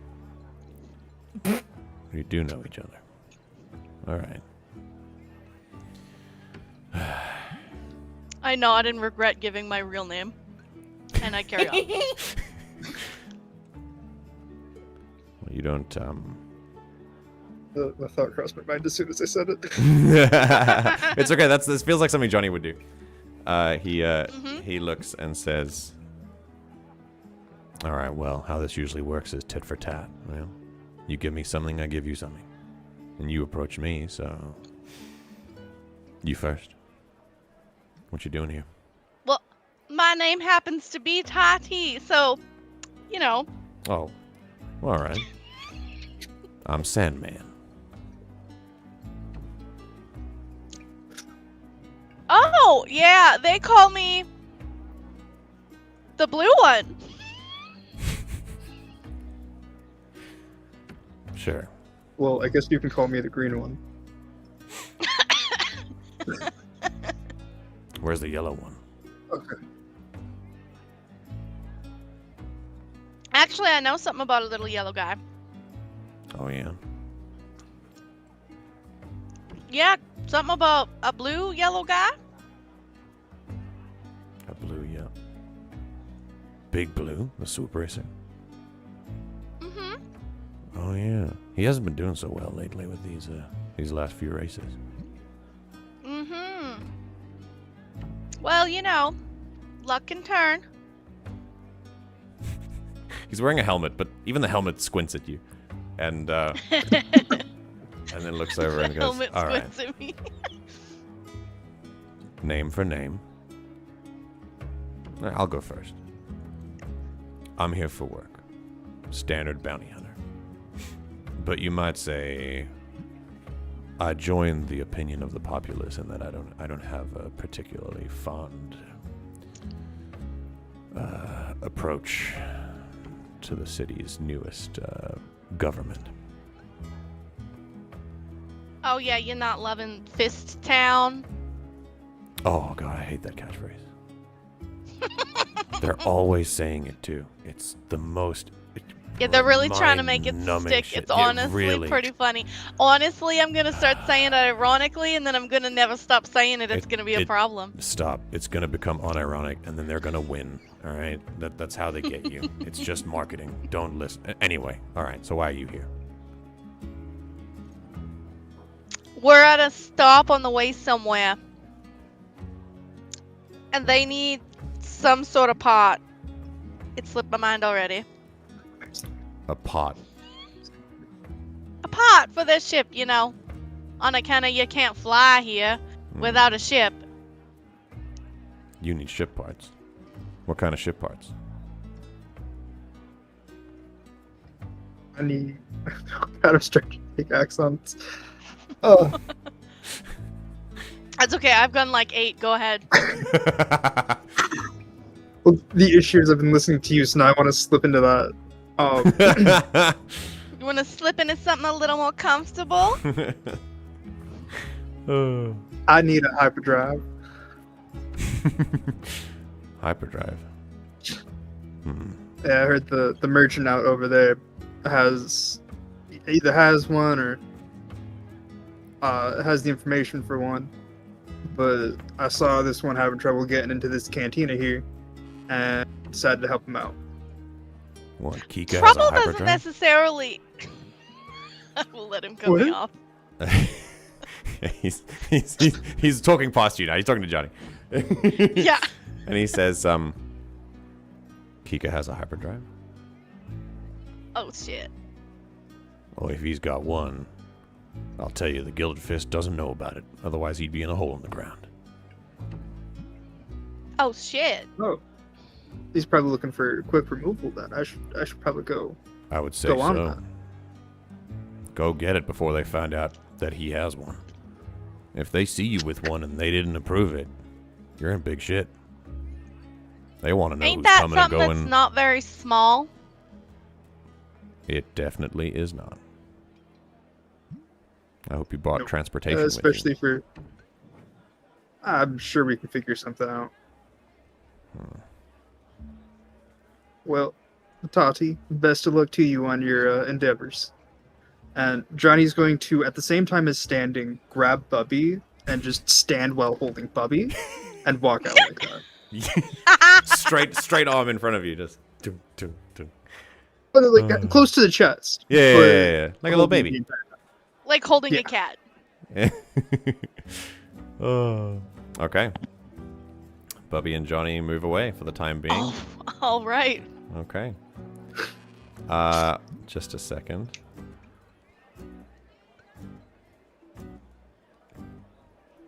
Out Yeah. loud, I go, damn, I hope that bouncer doesn't come and make me leave.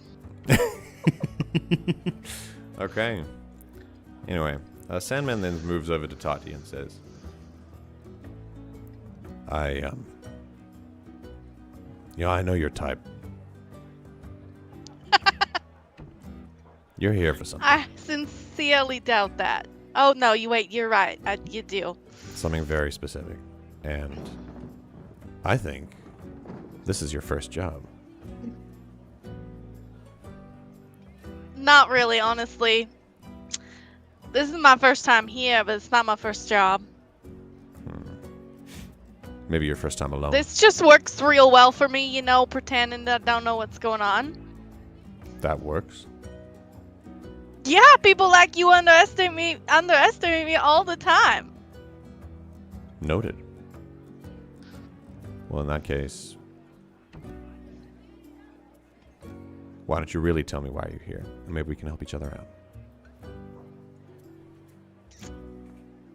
See, here's the thing. How do I know you isn't actually part of Fist Town? Oh, damn. See, now I'm doing it. I'm saying it ironically and unironically at the same time. He shrugs. Just gonna have to believe when I say I have no goodwill towards the Fist. That's honestly worse. I don't think I like that either. Really? You don't think someone should take them down a peg? No, I mean just calling them the Fist. It makes them sound real cool. True. I personally, from what I've seen, don't think they should be running the joint. That's all I'm saying. Yeah, well. I say quietly, hopefully, so that the guy that was clearly Yeah. watching There's a doesn't dude hear. right here. Yeah. But I will say, I am saying all of this quietly. Yeah. He nods. He's matching the volume. And just goes, all right. Well, we're not really going to get anywhere unless you give me something more than just, this isn't your first job. Well, alright. So, I won't necessarily tell you why I'm here. But I got 2 things I could tell you. If maybe you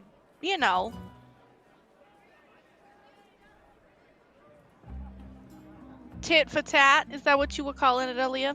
Sure.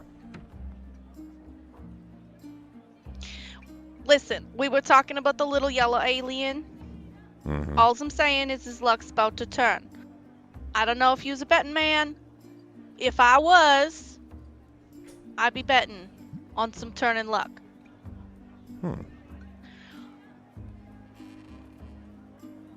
Keep that one under your dome, though, because, we don't want necessarily everyone to know that. Also, if you're looking to take somebody down a peg, there's some rumblings. I don't know if you've heard them. Rumbling. So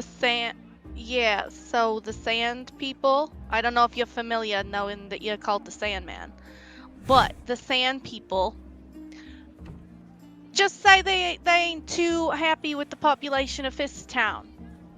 Or maybe how they run some things out in, the Dune Sea. Yeah, that makes sense. Something, They've really been making a mess of this populations region. of Banthas. Yeah. So if you was looking for somebody to take them down a peg, you might find some people there that might want to help you. Good to know. Thanks. Now, I have a special interest in a certain corporation that used to be here that isn't anymore. All right. And you want something of theirs. Yeah. Specifically was looking for a little souvenir, if you will. Just something to take with me on my travels. Sure. Well, thanks for the tip.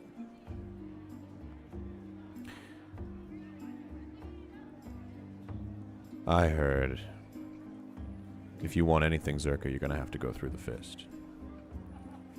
They Yeah, that's what they I've took been over. hearing. They took over the old offices. So if you head over to their Okay. headquarters, that's where you'll probably find the best loot. They're not just gonna be messing around with it randomly. Well, sometimes they do, but that's just scrap. The good stuff, that's in their den. Gonna have to get in there if you wanna, well, find a souvenir.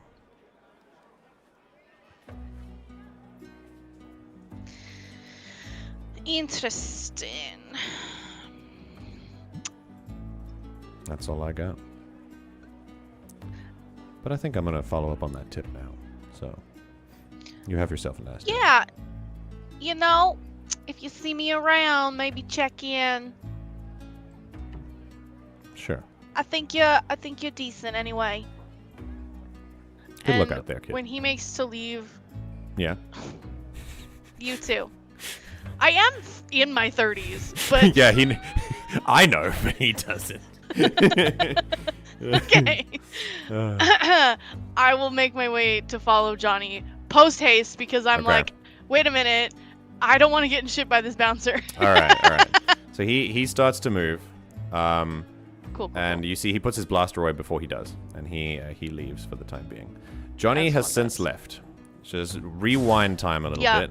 Johnny moves out of the cantina, and bouncer lady, you see Johnny and Bubby move away. Bubby being carried by Johnny, and no Tahti. And I'm assuming that Johnny does not say a word, just leaves. Is Blue? Do you think this bartender would be committed enough to her job that she would notice this? What do you think? I imagine she'd notice it, and the final thought would probably be, damn, rough time, friendship already over. Back to looking at the wall. Cool. Okay. All right, then Tahti, you speed on out of there after Johnny. Yeah. Yeah, we're gonna head over outside, and then you see, you see the bouncer is not really that concerned with you Wonderful. with you not having Johnny with you I- anymore. I nod at the bouncer and then like Wiggly finger hand, like, goodbye. Okay. Alrighty.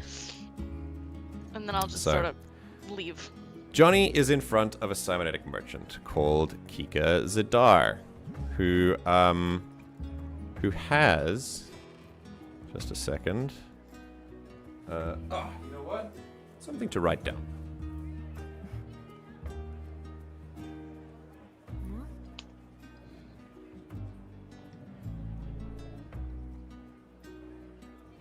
Okay. Right. Johnny, you move up to this guy. He is, contrary to his thing. This is a Rhodian with two big like little suction cup antenna out the side. He's got suction cups for fingers, and he's working on a data pad. He's got really big starry eyes, pretty light green skin, and he's doing the weird thing that I don't believe Rhodians are capable of doing, but I'm doing it anyway because the token has a really cool beard. So he has a cool beard.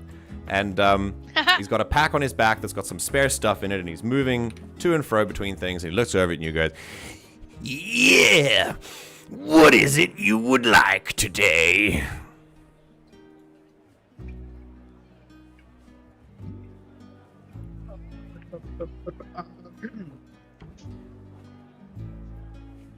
Wait a minute. This is I wrote a voice down for him. This is his voice. Welcome to Zadar's Cybernetics. Would you like a cybernetic looks like you have enough for your droid friend. But what about you, little one? Looking to trade?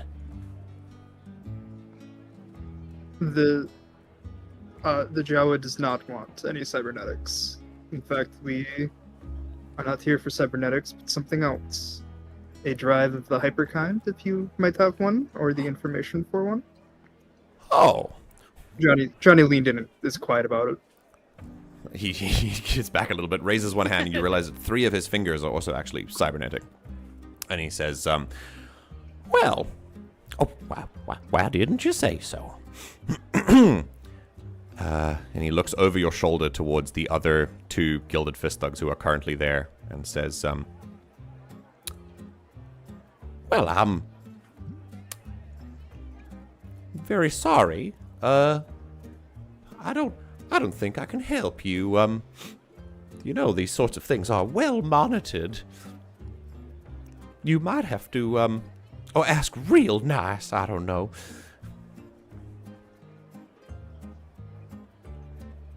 He starts to fidget a little bit. The Bubby barks something at Johnny, who turns back to the merchant. The Jawa has requested me to say, pretty please, with a cherry on top. Alright, go ahead and make a presence roll. Space cherry.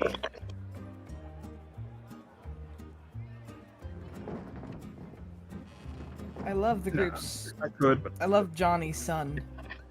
should have. Johnny's son. Oh my goodness, Foundry. There we go. A 15 with fear. Okay. That is a success with fear. So I'm going to take a fear. It's growing. Yay. Things are getting tense. Guys, it's looking rough. As he looks over at you, looks over at the Gilded Fist and says, well, yeah, since you asked so nice, I've held on to this for way too long, and I've been trying to get a way to get rid of it, but you can't do the trade here. I gotta meet you somewhere, right?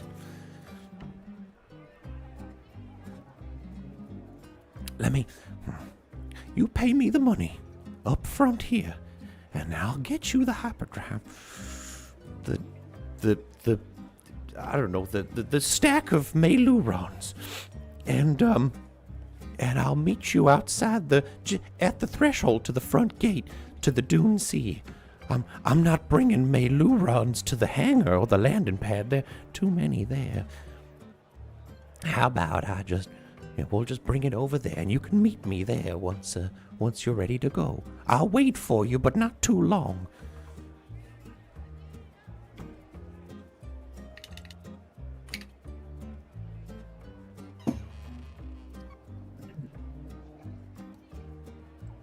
How much is the hyperdrive?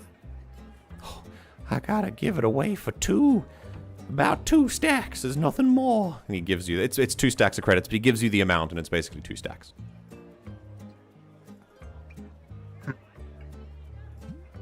You are 5 chits short. Throw in. If you throw in your worst transport for it for an extra 2 chits. Wait, two stacks and 2 chits? 2 stacks and 2 chits for the hyperdrive. For the goods, and a way to transport the goods. Oh, I can give you I don't have a speeder, but I can give you a repulsor lift trolley that you can use to carry it out. Perfect. All right, just give me that money, and I'll go get your stuff. What kind of may we? Can you take us to the hyperdrive right now, and so we can inspect its condition? I'm afraid we gotta make sure. Hey, it's a little hot right now.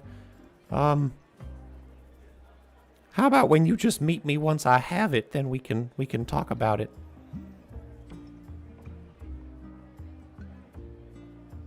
Well, I want to make sure that the money I'm spending is gonna be well spent. All right, let's go.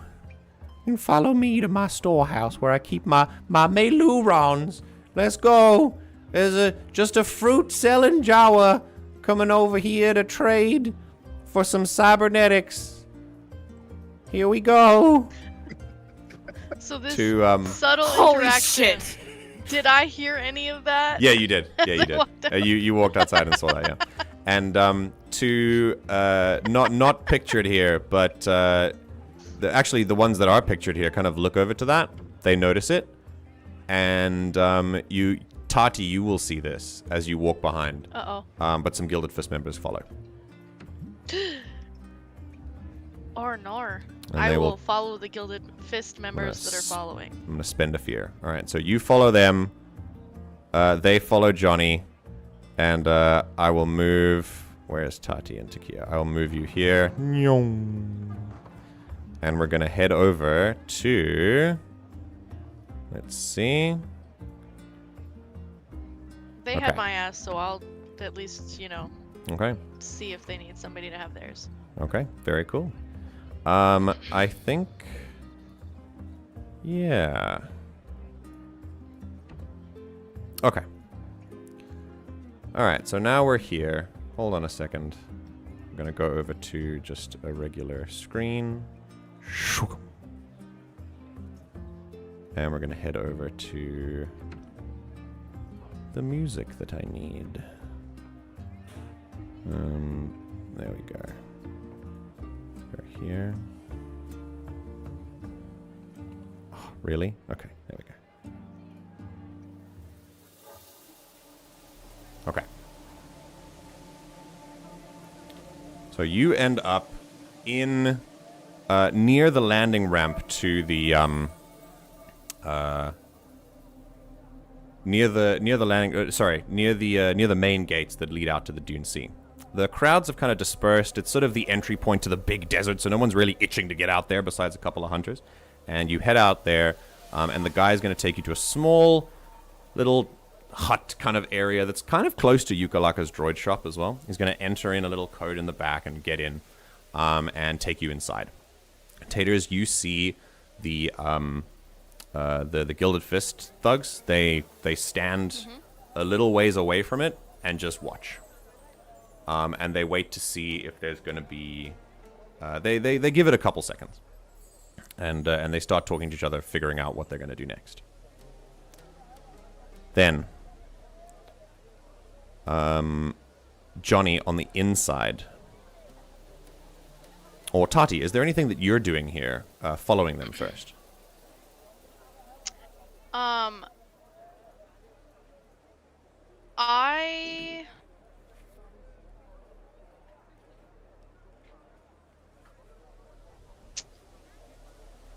I'm going to walk in after Johnny. Oh! Past the Gilded Fist. Oh, okay. Okay, cool. Alright, you follow. The merchant leads into a warehouse, and Johnny moves in afterwards, followed by Bubby. And then Tahti and Tikkia walk in, and the merchant sees another person coming in, turns around and goes, "Whoa!" Yeah. I will signal for Tikkia to stay outside, just on. Okay, cool. some Alright, Tikkia's fucking outside. Building. Alright. They'll be uncomfortable and hot. Yeah. He turns around and goes, "Oh," dabs his forehead with a handkerchief and goes, well, hello there. I'm a humble cybernetics merchant, and if you need anything, you can go and stand by my stall. I'm on lunch for 30 minutes. Yeah, I was hearing all about that. I was also noticing that some other people might have been hearing all of that, and I'll look at Johnny and Bubby. Maybe you have a little bit of company on your lunch. I don't know if you normally take your lunch alone, but I just wanted you to know you're not alone today. He looks around. I try and keep it quiet enough that hopefully they can hear it outside, but I don't know how close to the door they are. Oh, shit. I mean, subtlety's dead, or so I've heard. I knew this was a bad idea. Shit. You know, for all the trouble, maybe a discount would be in our favor. I pretend like I'm just with them.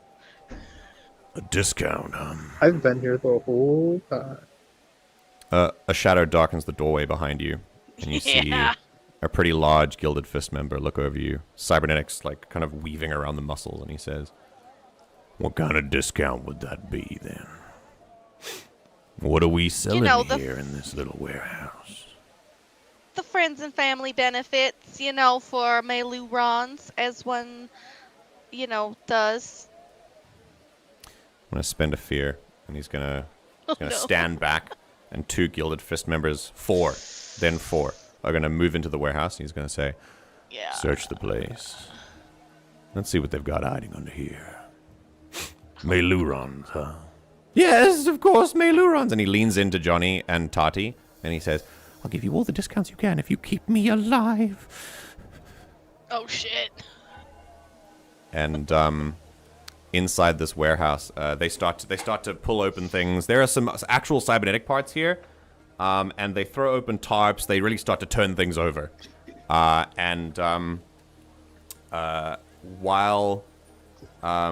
they move forward, the Bruiser steps forward up to the 3 of you and says, "That's enough talking for now. Now you keep nice and quiet until we're done, and then we'll have a chat about the kind of catalog you got here."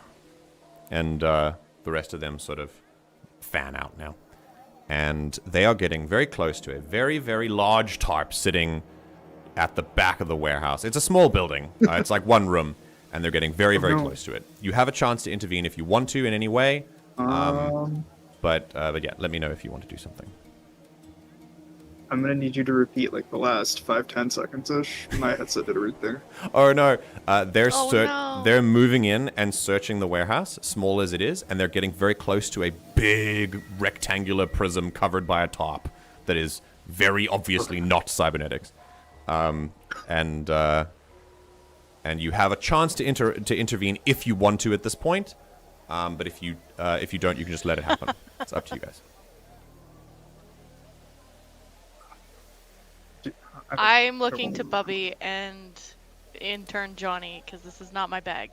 I think to help, I'll put Johnny here. Um, I'll put Bubby here. I'll just put you guys on the canvas so you can see, you just kind of visualize what's going on. Tikkia's outside, and Yep. and we'll put let me get the guy from earlier. Hold on. Is this Fisttown or is this somebody else? No, the merchant, not Fisttown. Oh, the guy who said Okay. Fisttown? I don't know. Is it? Yeah. yes. Do you think it is? I think it'd be funny. Yeah. Let's make it him. Yeah. All right. Which Fisttown? Is it the one I've already scared a little bit? Or is it the other one? I think that's one of the guys searching. The one who's here is a big one. Shit. He's just a new one. But one of the guys who are searching the place, they are elsewhere. The one of them is the guy that you talked to earlier. Okay, so here you go. So- It's We're in the shade, dancing. you can see it. Okay. All right, so they're searching. Any way that you're intervening, or we're just Bubby- gonna wait until it happens? Bubby is going to see these men searching the boxes, and I'm going to assume they're being rather careless. Oh yes, absolutely. And that's going to cause Bubby to flip. He's going to start barking, chittering, chattering, throwing his Okay. arms around. Uh-oh. Okay. And Johnny's going to look to the big guy. Your men are greatly displeasing the Jawa right now. I would ask them to be much more careful with the things in this building. Otherwise, they will receive not just the rage of the Jawa. Squints. Yeah, go ahead. Let's I'm see if that like, works. oh, Should you make no. make a check to threaten. Can I How do you think that's assist gonna in happen? this check? Yeah, you can. Yeah. Can I just Oh. say something like, "Oh yeah, my boss wouldn't be very happy about this," and I'll try and make the guy that I've already scared once, like, Oh, also a okay, little okay, okay. nervous. All right, cool. That's fine. Yeah, spend the hope, and Johnny, you get advantage on this roll. So whatever it is, Sick. it's presence or strength or whatever you think Presence. is I'll do presence. appropriate here. That. And I get advantage? Yes, you have advantage Wait, is on this. this Yeah, a- For the help? Wait, it's wait, not. wait. It's not environment. It's against an NPC. Ah, okay. It's not an environment. Yeah. Okay. That's a 46. Oh, That is. Oh my god. that's That's whoa, good. That's Tati's a little intimidated. Whoa. Okay, you stand up to him and you like you're taller than him. And he kind of looks at you with his cybernetics and flexes and goes, "All right, keep it civil. At least until we find what we need." And the others look around and go, yeah.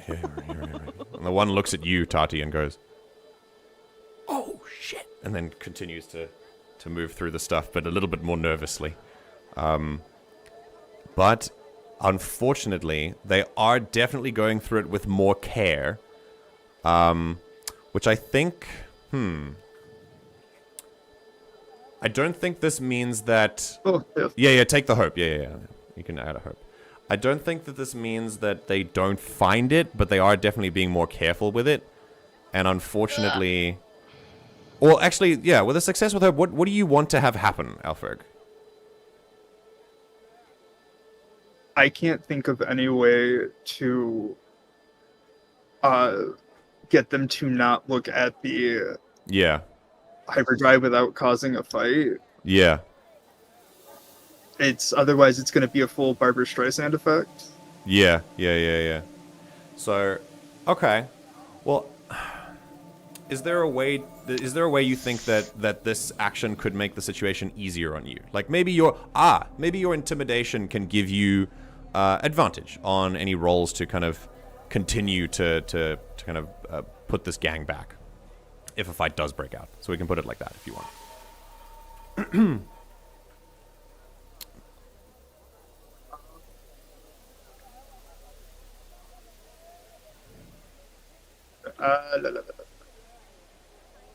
Words.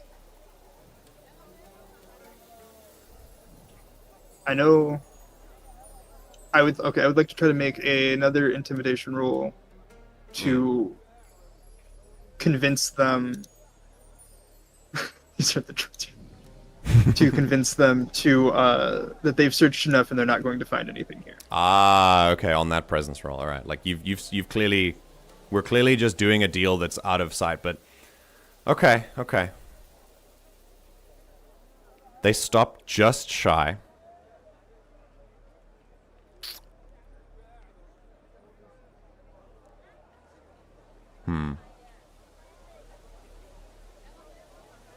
Can I go No. sit on it? Yeah, that's fine. That's fine. You sit on it, just casually. I just like jump up, cross my Yeah, legs, yeah. like kind of swinging my foot a little bit, like I'm waiting for them to finish what they're doing. Yeah. Kind of figuring out how they would do this. I think, Trying yeah, to they buy searched time for through, Johnny. and that... I don't think...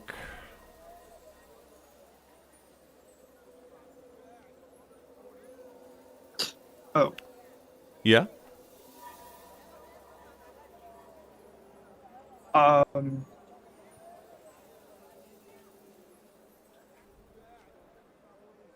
five people. There's no. there's 4 men searching and then the one bruiser, right? Yeah, the one seems to be the leader, yeah. Okay.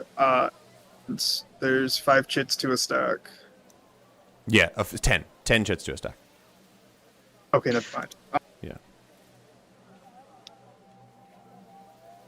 I just realized I actually have 2 stacks. No, I don't. No, have a you stack. have 1 stack and 5 I've- chits, and the guy required 2 yeah. stacks. Yeah. Um, Okay. He did say whatever discount possible. Yeah. All right, I'd like to hand over the 5 chits that I have. Okay. Ooh. maybe this say, can increase a few bumps. okay. Alrighty. I'll take that as your presence roll with hope on top of the intimidation. And I think with a 26, they'll look at each other, and after they've like fully searched the thing, this guy kind of moves up to Kika, the merchant, and just like slaps him upside the head and says, "You know how this works. You deal business above the table, where we can see it. You should know how we operate by now." And Kika said, "Yeah, we'd already made the deal. I was just going to fetch the merchant." He claps him ahead. Again. Out in the open, or not at all. Be glad your friend here is a little more savvy. Takes the chit. You can take 5 chits away. And says, "We're done here." And they start to move away. And they're going to wait for you to leave the warehouse. The merchant doesn't seem to quite know what to do yet, just sort of is a little bit stressed.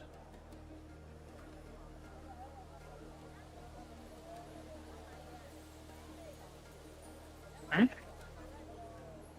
you guys going to leave? I'm following Johnny's lead. Are they Johnny? still inside? Or are they waiting outside? They walk outside and then they turn around to see that you're going to leave.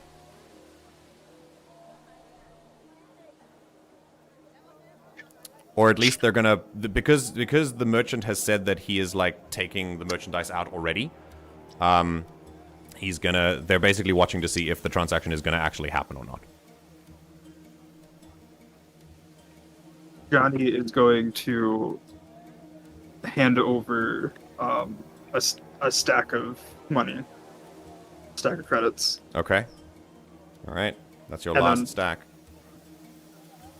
Close the door in the fist's face. Yeah. Okay. Right. So we're now going to moment action. So we'll start with as soon as the door closes. There's a. Hang on. I've got a door closed just for this. Here we go. Gudung. No, that's open. Gudung.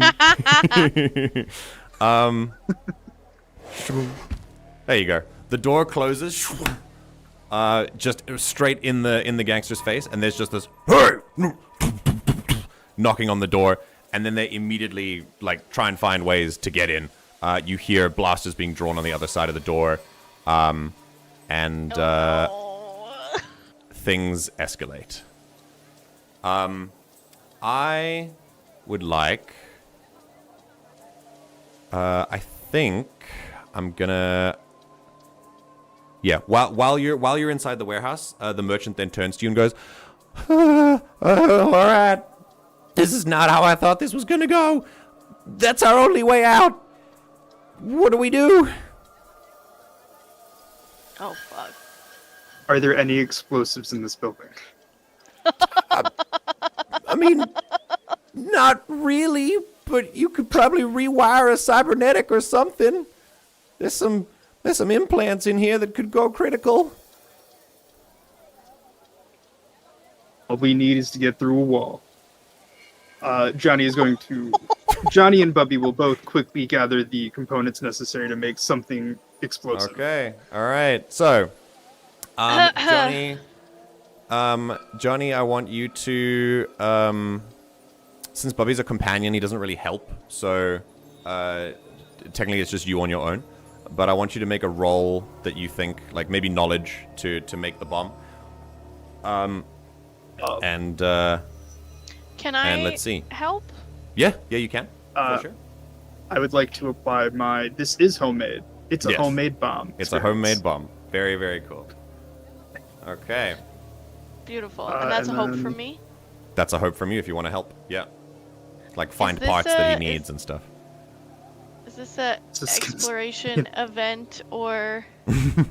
Yeah. I think this is against the environment, so you can add nature's Yeah. laws. So Alfred, when you Roll a put D10. advantage, you can roll a D10. Yeah. All right. Yay! I did a thing. Oh, well. Okay. Oh, that's high. Take a hope for that. Still That good. is an 18 with hope, and you with there's like an arm poking out of here and like a leg there, but you rewire them together such that when you activate the cybernetics, they all activate as one, and instead of like it's like you overload their muscle circuitry, so they basically just all punch and kick the door down. You've made like a cybernetic battering ram basically with your skills. Bubby looks very proud of this.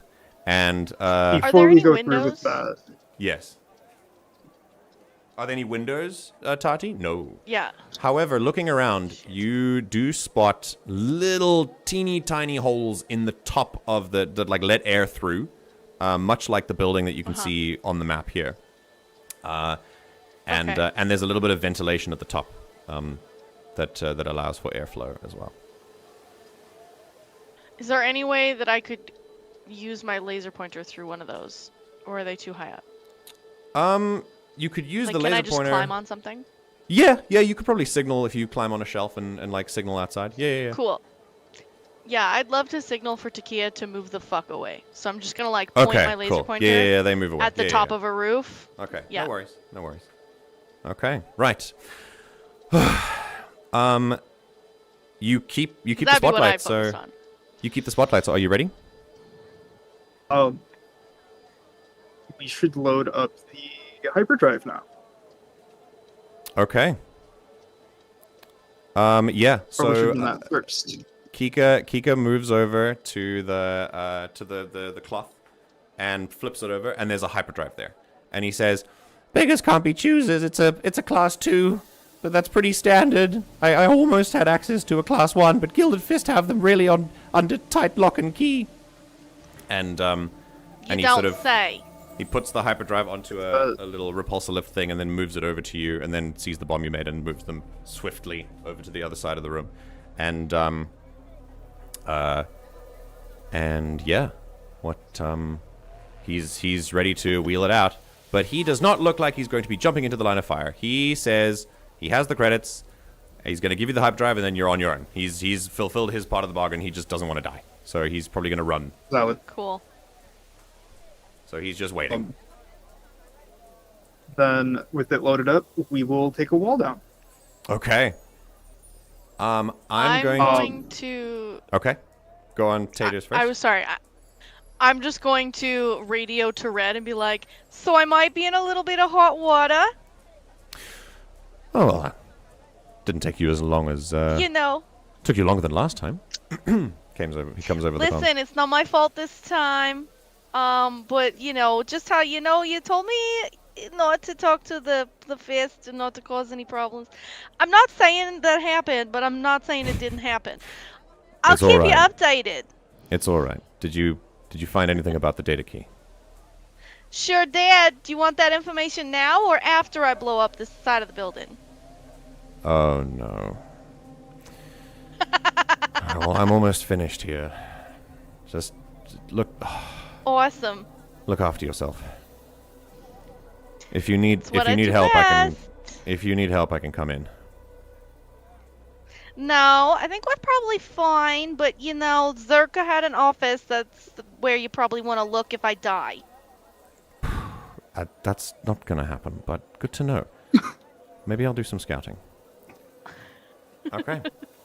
With that, the bomb. I have known the other details. The bomb starts to like punch and kick and battering around the door, the wall down. The stone starts to move. Awesome. It's not a quick procedure, which does give a lot of people around in the vicinity just kind of really blanch at what's going on. But eventually the stone cracks and gives way, and there's a sort of crouch size hole in the wall that it just keeps moving through. The bomb does not finish. It continues to into the sand and like slam down, and before it comes to a slow grinding halt in the Tatooine sun, and then the bomb part kicks in, and it just goes, and electricity just fries everything in a couple, like a meter or two. But it's sand, so it's fine. And that creates a hole. At the same time, you hear the muffle on the other side you hear, everyone get back. And you hear a blaster being pulled. And then a firing of the door panel. There's this pew! And at the same time, I'm going to spend a hope to just have that spend a fear to have that happen as the door slides open, and the gang member is right here. But you've made a hole now as well. So I'm assuming that you all pile through. Can I yes. ask a question? Yes, you can. Would this trigger my dangerous opportunity? You did overcome a major obstacle in the environment. Yes. You know what? Let's go valuable and dangerous. That seems fine. I think I already know where the nearby guarded thing is. now you know where it is. Yeah. So I think you learn of something valuable nearby, guarded by dangerous foe, deadly obstacle.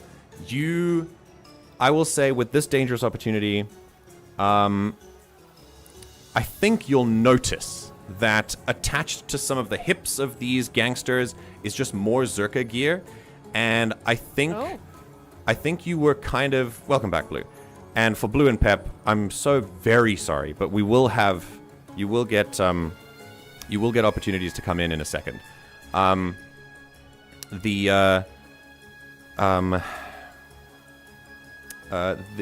only the equipment that they have that kind of is a little too good to be like put together from gangs. It's more like, it seems like corporate gear. I think basically all the information you've learned so far has confirmed to you that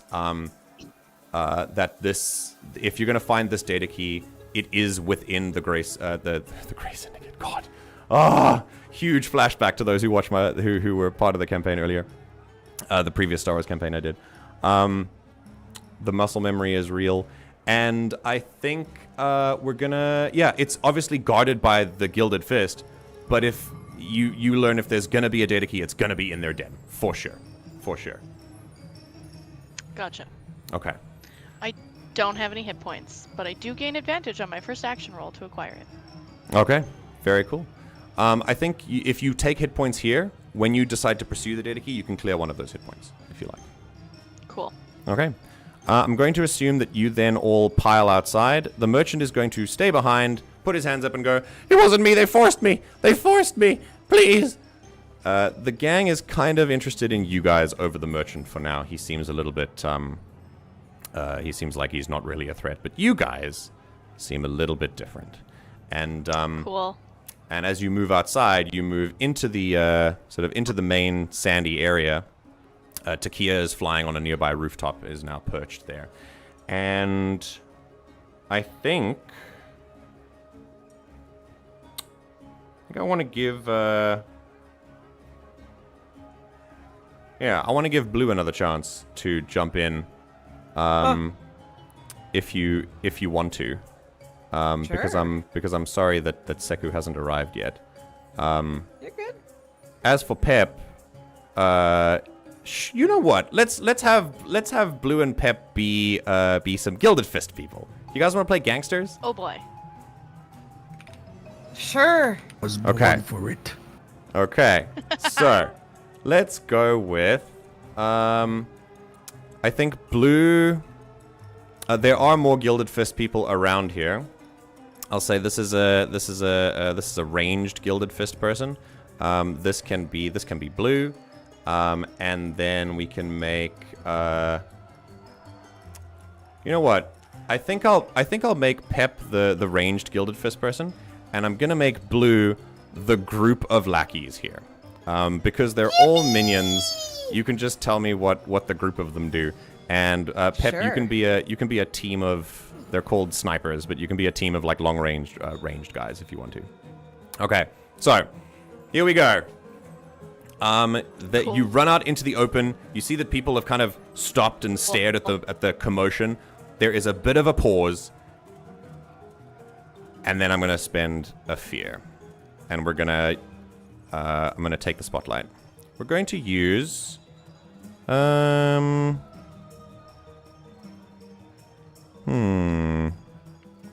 Technically, this is This is the word. This is Fist Town, which is a reaction. So actually, I don't need to spend a fear for this. It says if the PCs put themselves at odds with the gang, one of the adversaries in the immediate vicinity immediately takes the spotlight and makes an attack. So,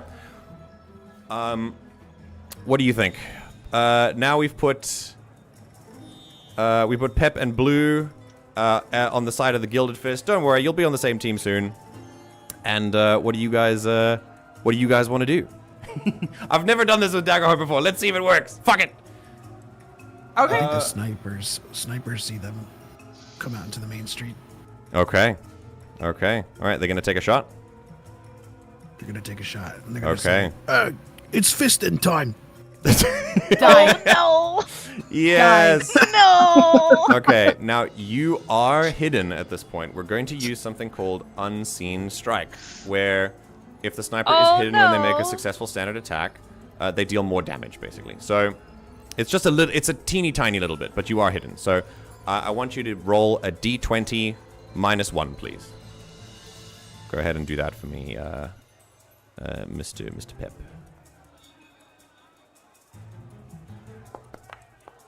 Oh my god, it's a natural 20. Whose side are you on? Let's fucking go. Okay, so this is Unseen Strike. It's going to deal d10 plus 4 physical damage, which would have been d10 plus 4, but now it's d10 plus 14, because you take 10 damage automatically. So now I want you to roll d10 plus 14, please. Plus 14. Oh my god, that's a fuck ton of damage. Right, who are you targeting with this, Pep? Which one is the sniper targeting? They're gonna target the droid first. Okay, Johnny, that's 23, which I believe is your severe threshold. So do you want to use an armor slot and mark 2 instead? Yeah. Okay. Actually, what are we doing? actually, What do you I would like to. Where is it? Let's make sure. Yeah, okay, yes. I can, Is it I can do ingenuity? this. I would like to use ingenuity. Okay, go ahead. Post that in chat. Okay. So once per session, spend a hope and spout some technobabble that explains why something that just happened isn't quite correct, and you can avoid marking hit points. So you would bring this down to major damage. Yes. Okay. So why doesn't this work? Because Johnny's armor was built to take that blast. It's Very a little cool. too thick for it. Okay. You hit him, unfortunately, you hit him center mass, which does burn really deep through the armor. And Johnny, you do feel an impact, but it's exactly where you wanted to be hit. And you spend the hope, and it now deals major damage. So do you want to mark an armor slot and deal minor damage instead? Yes. Okay. Very cool. 1 and 1. Cool. Let's spend another fear. Blue? What do you guys want to Hello. do with this with these guys? They can do because they're minions, they can all do a group attack together. So tell me how they do it. Well- They're gonna run up to these guys and make a big group attack. Well, they happen to see several things all at once. They see a Jawa, which no visible weapon, whatever. Child Jawa, let's not beat up the kid first. Secondly, they have the option between beating the fuck up on a giant droid that just took a sniper shot, not great, or a fleshy Togruta that didn't just do that. Better option. They're all just basically gonna run at the Togruta, full on like, stop resisting! Just beating the fuck out of her. Holy as shit. hard Dude. and as fast. Like, one of them might even try to just like fucking football, like spearhead tackle her to the ground and just start like, stop resisting! Okay, they do have pistols, but I love that we're using fists. damn. So let's just okay, cool. So you run up to them and they just start wailing. So we're gonna roll a d20 -2, please. Me? Yeah. Roll 1d20 -2. Yeah. Or no, fuck. How does this work? Is there a Yeah. roll? Slash roll Okay. 1d20 -2. Yeah. Adversaries don't roll. Sorry, I d20 was like, dice. yeah, that makes sense. Oh, that's a 9. Come on. What's your evasion? A 13? Yeah. That's not even close. Hell yeah. You resist I just sufficiently. fucking bob and weave. I do not, in fact, stop resisting. She's They resisting! do a Togruta dance. Yeah. The Togruta dance. Oh my god. Okay. So I picture it like Aladdin, ducking between all of the dudes, Yeah. and then they're grabbing Yeah. each other, and I'm Yeah. not there. Very cool. Very cool. She's You evading start our fisting! Get her! You start to Or bob get and him! weave, and there's just this sort of boxing that's going on, and we'll pass the spotlight over to the players. What are you guys gonna do? Run. I can go first if you want. You're gonna run? Yes, I'm just running. I'm Okay, just going Johnny, with you the can make it- hyperdrive. Cool. you can make it up to Bubby has the hyperdrive behind him, and he's carrying it because it's repulsor lift tech, so it's fine. All right. And you've got the you've got the It's door right fine. in front of you. So if you make it to far range, you can get to the door, but the door is closed, and you need to open it if you want to get through. Wait. So you, Ah, yeah, Wait. yes. Ghost touch. If I see they need to go through the door, can I help? Mhm. You can. You can certainly With have my advantage to ghost hack the touch? gate. You've just got to get out of this fucking dog pile of gilded fist lackeys. Cool. Okay. So, in order to Okay. do that, Are you going to set up Johnny first? Or you're going to let Johnny run first? can I... Well, technically, Johnny can run and pass the spotlight to you because it doesn't take the spotlight. So, To move? okay. Yeah. So, as long as it's within, I think if you can move close range for free, but if you move far range, it takes an action roll. So that would take the whole spotlight. And then if Johnny succeeds with hope, then it goes back to you. Okay. So who wants to go first here? The Gotcha. door is far range from you, Johnny. So Johnny, do you want to just make a beeline for it first and then wait for Tahti, or Tahti, do you want to try and do something? What happens first? I need to do that, don't I? I need to hope to use my domain cards, don't I? If it says so. Sometimes it If says it mark of says stress. For you, it's mark of stress. Oh. Def maneuvers is mark of stress. Yes. Yeah. Okay, cool.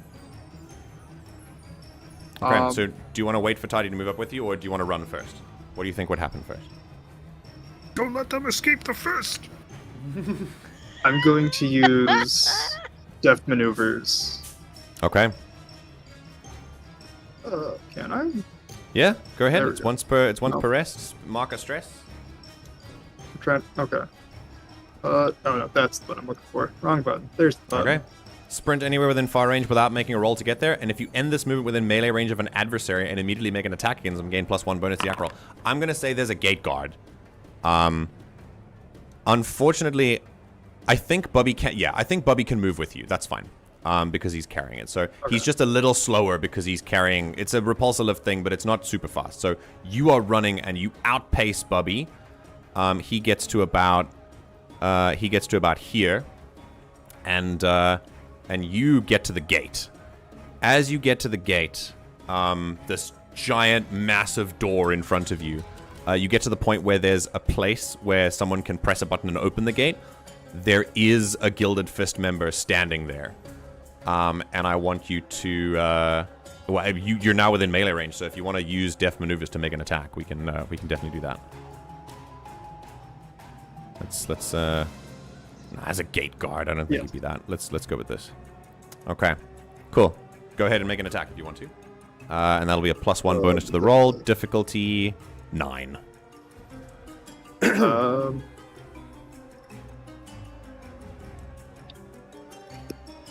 Gonna be the blasting shield. Okay.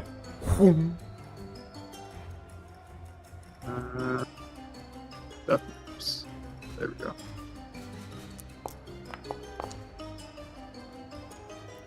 Okay. Nice. Oof, that's a success with hope. take a your hope. Take your hope, and you deal full damage. You don't need to roll damage because he's a minion. The shield comes into position, cracks against his head, and whips him back into the wall, and he just goes down. Does Johnny kill or incapacitate? Is he not bothered by that? Like, what is there a specific thing? This that he is a wants to do? fist, right? It's a fist lackey. Yeah, it's not just. Oh,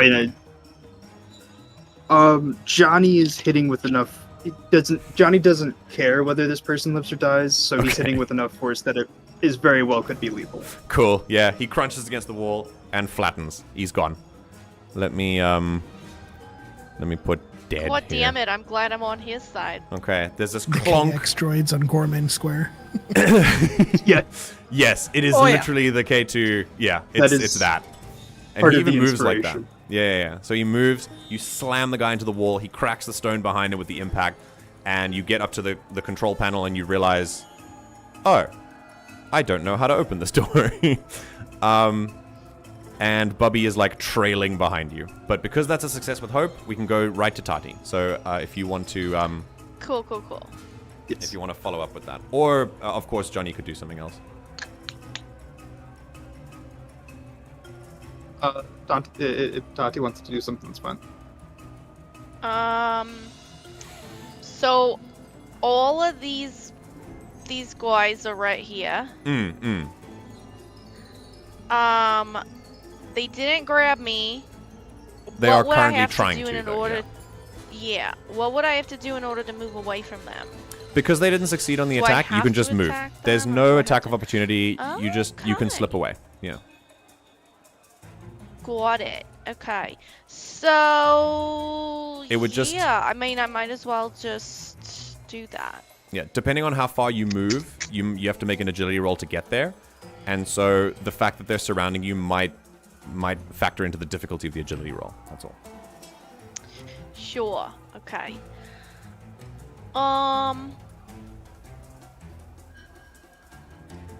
You said there's buildings all around here? Yeah, you're in a sort of clearing. It's kind of a courtyard, but there are buildings around you, and a crowd has also gathered. And it's kind of a mix of Got no it. one wants to be at the end of a stray blaster bolt. Some people are running into their houses, but a lot of other people are kind of just standing there like basically just bystanders, just scared but also intrigued as to what's happening. Got it. Because people don't really Fortunately, fight I back stand against out. the Gilded Fist here. Also, I don't have any hope, so I'm just gonna run for it. Okay, make an agility roll. These guys are on a roof above you. These guys are currently trying to grab you. So yeah, go ahead and make an agility roll. And we'll see what happens.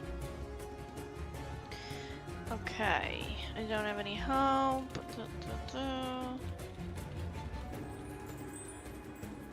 Okay, well, it didn't Alright, have to let's be see. with fear.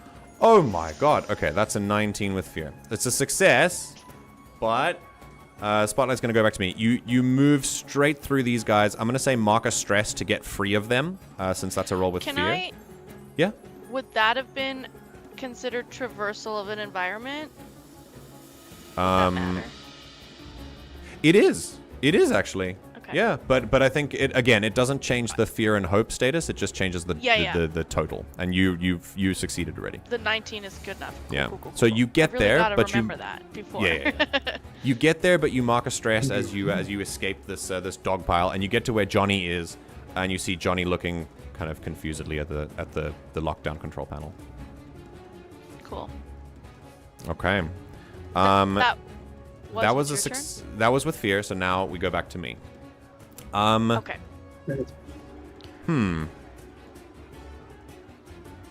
Let's go with Picking up the rules. yeah. We're getting there. Let's go with I'm gonna spend a fear. And we're gonna have, as blaster shots start ringing out and people start moving, I'm gonna have one of these guys move away, and he's gonna basically this big one is gonna move up and go, we're gonna need some backup. And I think, actually, no, we have comlinks, so it's fine. They don't actually need to run. But this guy looks like he's gonna get to a sort of safe zone and pull out a comlink and try and call. And then I'm gonna ask Blue. Blue, you've done so well at playing these giant people. Okay. What does this giant brawler do? Basically, what Well- they like to restrain people and like keep them from moving, and that's also sick. they're pretty tanky. Is the child Jawa unattended now? The child Jawa is currently unattended, yes, no. and pulling a hyperdrive. Very obviously a hyperdrive. Oh well, it looks like we're The gonna tarp have to has stop since the flown shoplift. off. Yeah. We're gonna need to stop this child from engaging in a lifelong shopping spree. So we're gonna have to restrain this child. Okay, you can move. Oh no! You can definitely move NPCs. Okay, and then we're gonna restrain the child. This is gonna be using hold them down. So I need you to make an attack against Bubby. It's an evasion of 10, and unfortunately it's a -3. But I'm gonna spend a fear and add bully as an experience because this is a very small target. So this is just a straight D20 roll. So you need to roll 10 or higher to beat this. Okay. You don't grab Bubby, and he just kind of ducks and weaves, but he's not going to be able to escape you because he's lugging a hyperdrive behind him. So he's not hit by you, but he doesn't quite know whether he's supposed to abandon the hyperdrive now or what. So what would you have him do, Johnny? What do you think Bubby would do in this instance? He's going to keep running with the hyperdrive. Okay. He's going to trust that Johnny's got his back. And just keep running. Okay. Well, that was great because the spotlight goes over to you, so I'm going to have you make a roll for Bubby. So let's because you make a roll to command your companion, it's a roll that whatever trait you think Bubby would use. So maybe I think an agility roll would be good. Unfortunately, this actually makes sense because your agility is -1, but Bubby is lugging a hyperdrive. So we're gonna do that. So I want you to go ahead and make an agility roll at a difficulty of -1. Oh, hang on a second. Well, I don't think a roll is necessary in this instance. I will tell you why. Bubby starts to move, and the big guy raises a fist and tries to crack a gilded fist, if you will. Tries to crack it down straight on Bubby's head just to crumple him into the floor. And as he starts to run, the fist comes down. Johnny, you're turning while Tahti's looking at the control panel. You see it happen. And as the fist comes down, there's a very imperceptible rumble, almost imperceptible rumble in the air. And this large, Bubby kind of holds out a hand to protect himself while the other one's pulling the trolley. And this large gang member, the trajectory of their attack is immediately reversed as it looks like something hits them in the stomach and throws them into the nearest wall. Nope. With seemingly no effort. With Bubby's hand up like this, like pointed, and he just kind of stands up. Bubby force user confirmed. That's exactly what I was gonna say. Doesn't understand what just happened. And I'm gonna deal a D6. We're gonna deal D6 damage for hitting a wall. That's max. So, that's still minor damage, so we're gonna mark a hit point for the big one. And I think let's quickly do a thing here.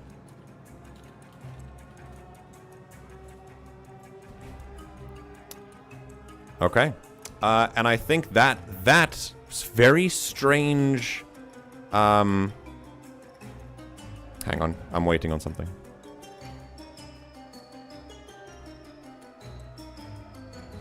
Yes. Okay, cool. That very strange moment over, Bubby will use his sort of little feet and carry him as far as he can with the hyperdrive, and he'll look at you, Johnny, and go... and just basically go, I have no idea what the fuck just happened. And I'll say with the two of you focusing and Tahti focusing on the panel, I think it might be up to you whether you specifically notice this, but somewhere in the crowd, a hooded figure nods to themselves and then recedes into the shadows. Ooh. Okay. Spotlight back to you guys. There's no roll necessary, so whatever you guys want to do while you're here. You're at the gate, and there's now blaster shots firing over you. You're sort of ducking behind cover. Johnny, your shield is out protecting you. And Bubby lugs the hyperdrive over to where there's cover so the hyperdrive itself doesn't get damaged. What do you guys do? Yeah, I'll try and open the gate. Okay. All right. Tikkia squawks at I guess you. we're all in this together. Okay. Yeah, Tikkia's probably losing their shit right now. Yeah, Tikkia squawks at you, and it's kind of it's a sort of trained cry to be like, there are more coming. Definitely more coming. Cool. Okay. Cool. I want you to go ahead and make a roll to override this control. So I think this would be a finesse roll, please. So go ahead and make a... And you have advantage because you have Ghost Touch. Yeah. Okay.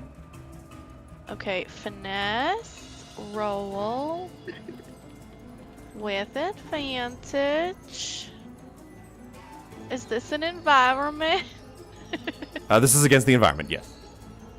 Does that mean I get something extra? I think you get double I have advantage. advantage. Yeah, you have double advantage. Oh, is that a thing?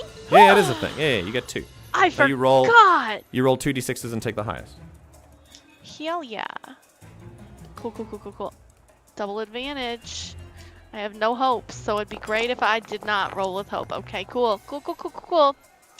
That is very high with fear. Okay. You are basically feeling the tension of all of this. And it's making you really nervous that, you are an inch away from something very bad happening at any given moment. That's the kind of vibe that's happening. But with expert skill, you pop Tahti's open... wondering if they should leave the kitchen. Yeah. I maybe can't take this heat. Okay. You pop open the control panel, flip the wires. Yes, Johnny? What would happen if I swapped that fear to a 5? You can't... I think... Wait. I think always learning lets you swap the... Hope or fear die! Oh, shit! It changed... That's so much better than I thought. Okay, so you... Whoa. Go ahead and post always learning. So you can, as long as you can spend it, so you when a piece makes an action roll, you can spend a hope and replace the rolled value of their hope or fear die with the value of the die stored on this card. So that's a 5. So you turn the fear die to a 5, which makes it 12 plus 4, which is 16, which still succeeds, but now it's a success with hope. So I get a hope? 18. So now you get a hope, yeah.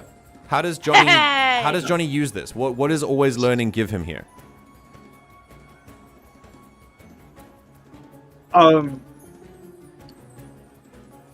He can help with the wires. Okay. Making very sure cool. the right wires get crossed. Yeah. Tahti, while you're popping out the panel and doing this like crosswire very quickly, Johnny notices something in your stress. Johnny notices something that you've missed, and you've missed like a little clump of backup wires that are very important to getting this done. And you just feel this little nudge as he kind of points to the wires and moves them into your range so that you can work with them. And obviously you're very stressed and under pressure, but you realize that he's given you the tools you need to then fix this. And you get a success with hope. So take a hope.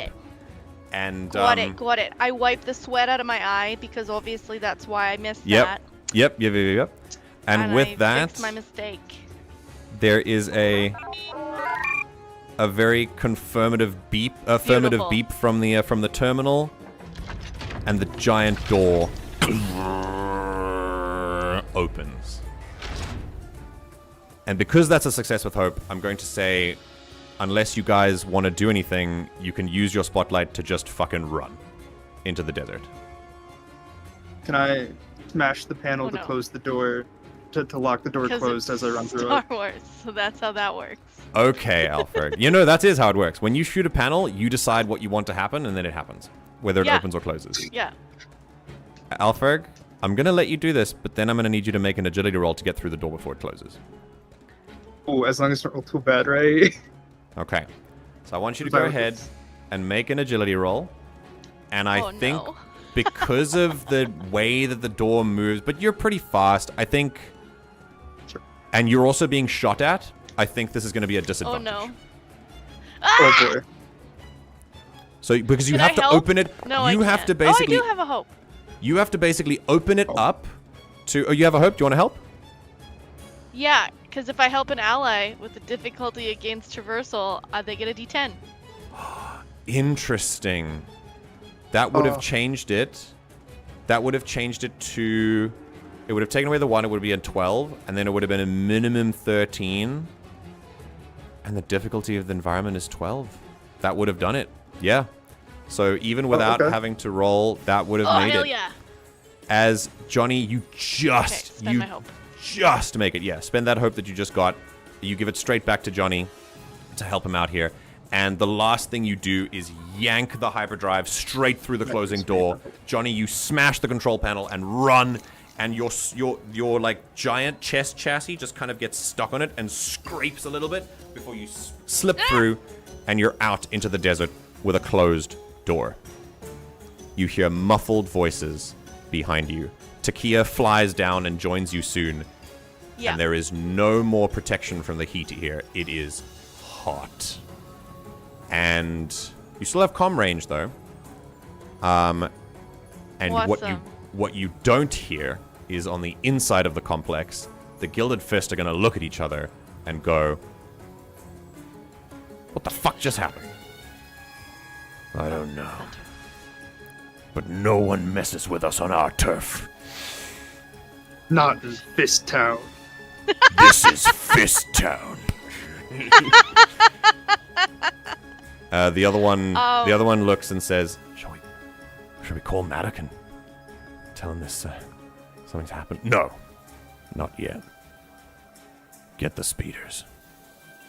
Yeah, I was just gonna say. I was literally gonna say. I let Johnny know this gang is known for having speeder bikes. And street bikes, and we are not in the clear. So, with you not in the clear, we're going to stop that for a second, because for a moment you lick your wounds, then you realize how fucking hot it is. Yeah. The crowds disappear, and we're going to cut away.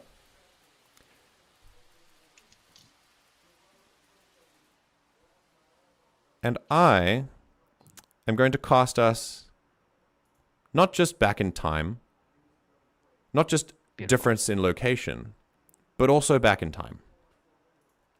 As you end up outside in the Dune Sea, figuring out what to do next. You can have red on the comm as well. I am going to... Let's see.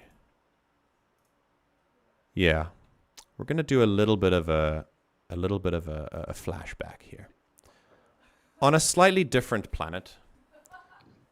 When I say slightly, I mean completely. It is very, very different. It's where something very funny is happening. Or I just said something that made her just cackle. My descriptions are phenomenal. Anyway, this planet where Tatooine is desert and hot and sand. The planet of Lothal is grassland and foothills and iconically shaped mountains. They're a little bit like beehives, but they have a pointed tip. Lothal is home to very little beyond its indigenous flora and fauna right now. But what it is home to is very specifically a community of people who have decided to make a home for themselves here for all those who see the galaxy for what it really is and understand that freedom can only be achieved by creating something outside of that. Of course, anything that happens in the galaxy is fair game. Here, almost exactly 1 week ago, we have a, see here. We have a person, an individual, walking through, let's describe it. I can really only describe it as its name, which is the Dealer's Quarter. I'm going to show you, we're going to go here first. Is that Black Mesa? Maybe. This comes from, this is actually Earth. This is the planet Earth. This is a real place. Yes, it is. Disregard. No, it's okay. You don't have to. All the art pieces I get are from Unsplash. It's photography, so this is a real place. Yeah. Okay. Blue, I thank you for your patience because Thumbs up. we're here now, and I appreciate you could play the gang members with such incredible style. Because here we are in this, as I said, this place that is a shelter for many. I'm going to put you in a very, just a very short interaction to introduce you, because we have now introduced all of the party members. And if you haven't been paying attention, I did say all. And we're going to go here to, as I said, about a week ago. About a week ago. Let me see here. The Dealer's Quarter. A place where it looks like anything in the galaxy can be found or asked about. A deep respect for every dealer. And money being not the only thing changing hands. Here, at the end of the line, you, Seku Smoo, have been staring at a post-mission report for the 100th time. 4 individuals, highly trained, all dead. And you know that for this next job, whenever the dealer that you asked for a favor gets back to you, you know you're probably going to need some encryption. So you put some contacts on the job for it. And I want to know, sitting in this digs that you have, what is it that we are looking at? What does Seku look like in this moment? So, she's got the mission report in one hand. In the other hand, she has been typing out individualized, basically notifications of death to the next of kin. The worst explaining what happened, explaining what was going on, laying out how they can grab what remains of their loved ones, personal effects, pausing every now and then, getting up, walking around, rubbing at her face, like massaging the base of her leku to get the thoughts going, sitting back down, writing another couple lines. And on another data pad is the ongoing conversations with different feelers and different, like, where's an encryption thing? How can we find it? Yeah, I was going to mention that I described the dealer's quarter for the reason that your contact is a dealer in that quarter, and you're just waiting on them to call you. With some information. Yeah. Yeah. So until they call, it's pacing. It's doing the job that no one loves to do, which is the logistics. Yeah. Which is most of her life at this point, and that's the life she lives. Yeah. That's fine. This is the least fine part. But it's got to be done, and the respect has to be given. Now, of course, the job itself that you are using this encryption for, we'll get to at a later time. I have it here, but it's not important for now. What's important is finding out encryption that can get you into what you assume are Zerka files. And that is when your holo rings. Turns to it, temporarily closes out everything, relocks it, puts it back in the secure folder under the secure folder that you can only access by clicking a pixel, blah, blah, blah. Puts it in the middle of the desk, smooths out her face, her leku, adjusts herself to be the picture of Seku Smoo, and then answers it. What's the dealer's name? That's a great question. What's their name? What's the species? That's also a great question. Hold on a second. Okay, I have that. So Hang on, no. I have that. I just need to go to a different map to see it. So hold on just a second. You guys aren't going to see this, but the chat will. Spoilers. This is a slightly aquatic species. We can say either maybe a Nautilin or a Moncala or a Quarren, something aquatic. Nautilin, and their name will be... Okay. Hang on. Hold on. Hang on. Hold on. Nahad. Nahad, that's a great name. Here we go. Nahad the dealer. Now, Nahad. You know that dealers on Lothal in the dealer's quarter at the end of the line are people that garner a lot of respect. They have connections upon connections. They have chosen to spend their lives here as favor givers and favor receivers. Of course, they are merchants as well, and people can buy and sell things of any kind here, depending on what they are willing to offer up as currency. Credits work fine, but what dealers really are after is reinforcing connections and getting favors done. And so, I think for this, do you think that this was you offering a favor, or do you think this was you fulfilling a deal that makes you square with this dealer? The deal being like... encryption, or the deal being like the shit that got the 4 people killed?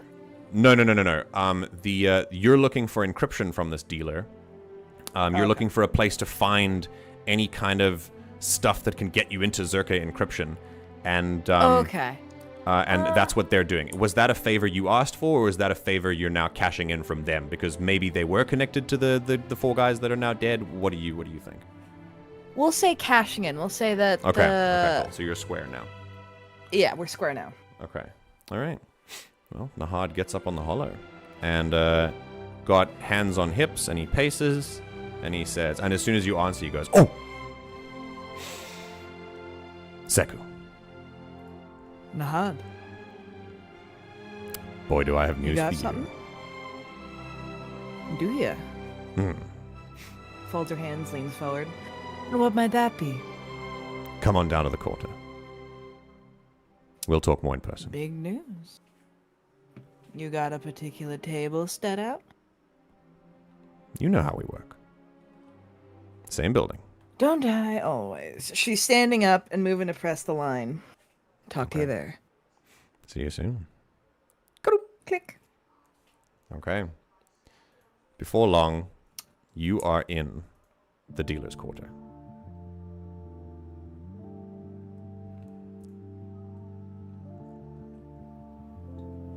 And I'm going to put you here in a second. Here is Smooth. Mm-hmm. Okay. You're sitting across from an aquatic species. Generic Totally, aquatic species. He's a fish. He's totally wearing a normal. hood. He's fine. He's fine. He's wearing a hood. It's fine. He's wearing a hood. Yeah. He's a purple Nautilin, as you can see. And we fast forward. You've walked through the dealer quarter, and you're now sitting down. Actually, at the it table. looks like a Cellcath. It does look like a does look like Cellcath. a Yeah. He looks across and he slides a data pad over to you, and he says, "Take a look at this." Takes it, leans back, kicks her leg over the other one as she starts to glance through it. It's a lot of schematics. Some of them you don't really understand, but the gist has been kind of outlined for you, and it basically says it's a data key, a Zerka encryption protocol data key. It's a blueprint for how Zerka encrypts their files. You plug it in by design. It's made by Zerka. And you plug it in to basically encrypt anything that they want to encrypt. It's got their own programs on it. And it locks them down so only other Zerka licensed entities can read them. Plug it into a regular data file, regular computer, regular data pad. There you go. Locked down with Zerka clearance. But, and that's where you want to go to, page 7. Clicks over, skimming it as Nahad explains. And you see the schematics, and you see there's a kind of inversion attempt that has been made here. And he says, with one of those data keys in hand, they can be reverse engineered to decrypt instead of encrypt, which is comparatively actually much easier.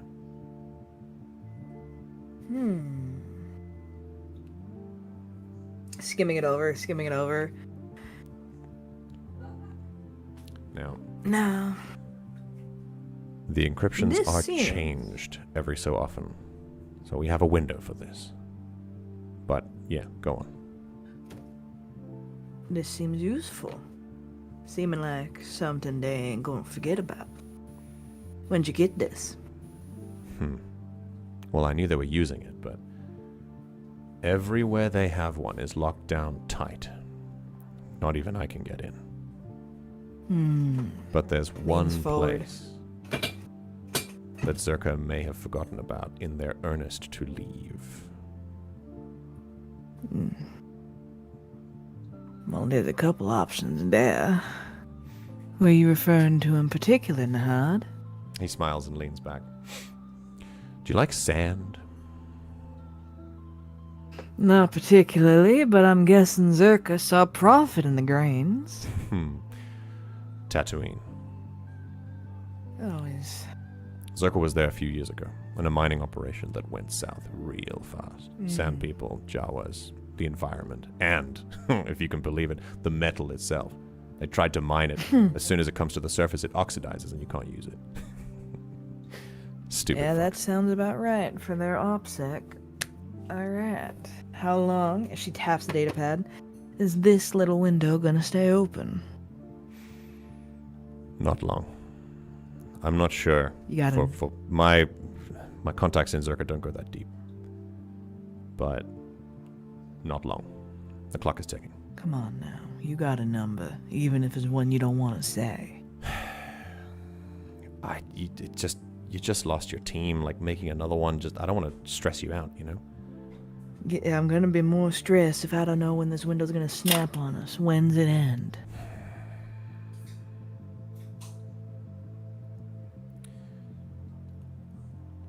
All my sources say 2 weeks. 2 weeks. Yeah. Well, alright. Been tighter timetables for larger affairs. She lifts up the data pad, gives it a good little knock against her other hand. You came square with something most folk could only dream of. It's the least I can do. I'm just sorry about your team. I hope you can put together another one. Yeah, well, galaxy's full of folk. It's just a matter of picking apart the seeds from the deads. I got some folks that are biting at the bit. Give them a quick little test and you'll find plenty in the world, but... She reaches across the table to offer her hand. Yeah, he shakes. Now we're square, right? That makes... I'm square. I'm sure you or I was gonna tip the scale again and we'll be back in this seat before long. That's how it works. You've been on the Ever and line long always. enough. Oh, yeah. Oh, hey, I heard that a gang called the Gilded Fist, an old speeder outfit, has taken over one of the main towns of Anchorhead since Zerka left, so they'll probably be a thorn in the side of whoever you hire to send there. Whether they actually have the data key we're looking for or not is... that I don't know. Every corpse will have its maggots. If anything, there'll be a good litmus test for capabilities. If someone can't handle a street gang of, quite frankly, kids in over their head with more metal than blood anymore, then I don't think they do anything worthwhile. Oh, you know the Fist. Had any entanglements with them?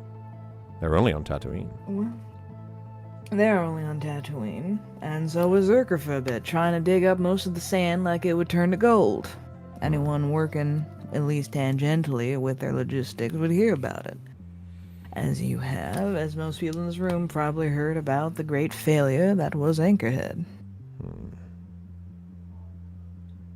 Well...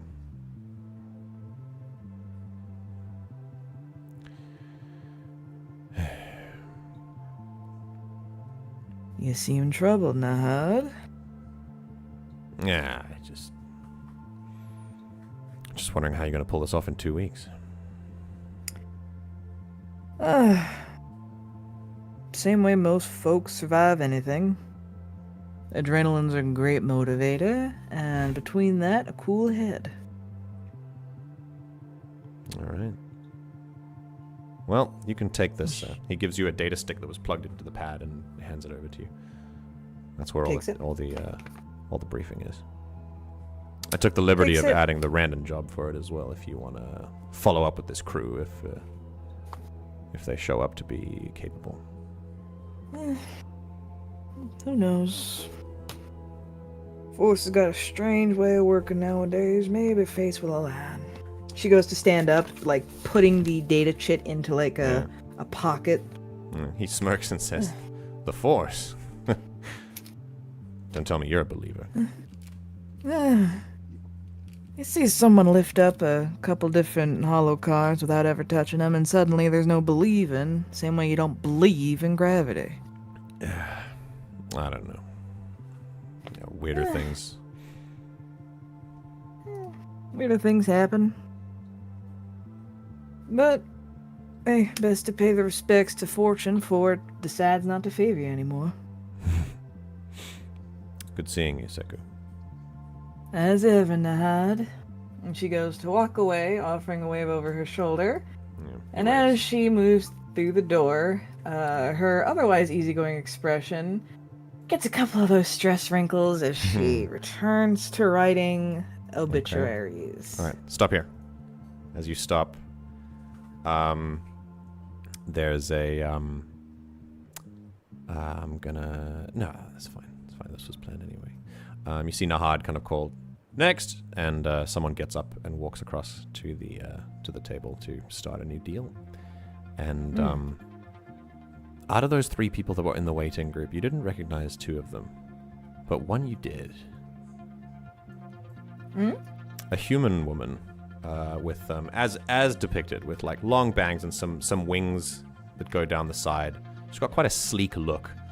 This is a hacker, a slicer that goes by the name of Scratch. This is someone who's been probably the biggest thorn in your side, one of the biggest in your time in the end of the line. Someone who kind of just seems to run up on the same jobs as you do. Maybe you just go after the same targets, but it's been a couple of months now of the same kind of rivalry. And she's watching you, and she gives you a small little shrug. She pockets a data pad that she's been working on, and she kind of joins you. She does look like Psylocke. That's so funny. And she joins you as she walks. There is no fighting allowed here. It is dealt with somewhere else. I will explain later. But as you walk out, you head towards one way, and she heads towards the other, and says, "Tatooine, huh? Oh, thanks for the information." And she splits off and starts to move. I think I do have to spend a fear for this ability. Hang on. No, I have to mark a stress. Yeah, mark a stress. There we go.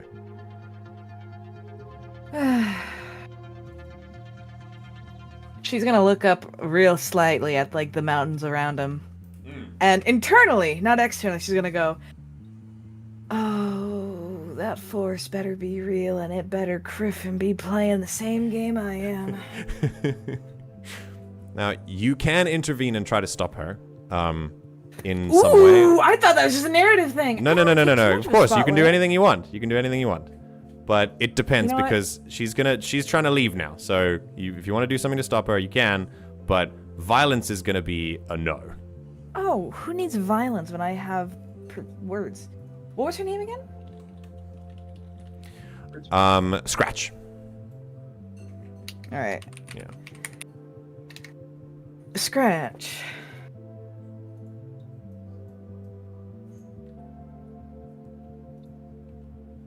Does she stop to like address me, or is she like hurrying? Oh, she's walking, but you can keep pace with her, but she's walking faster and faster. Sure.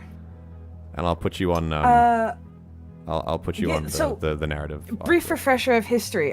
Is she doing the same jobs and just like wants the same thing, or is she like doing something else, like end goal wise, different? From what you know about Scratch, just a second. Yeah, Scratch is a small time slicer.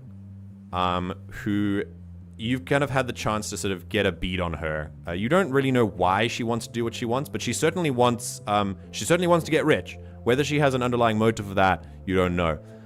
But you have learned up until this point that she wants Zerka's assets.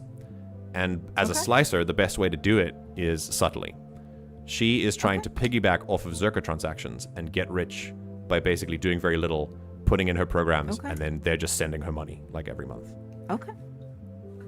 And somehow it's run up against your plans a few times. Scratch.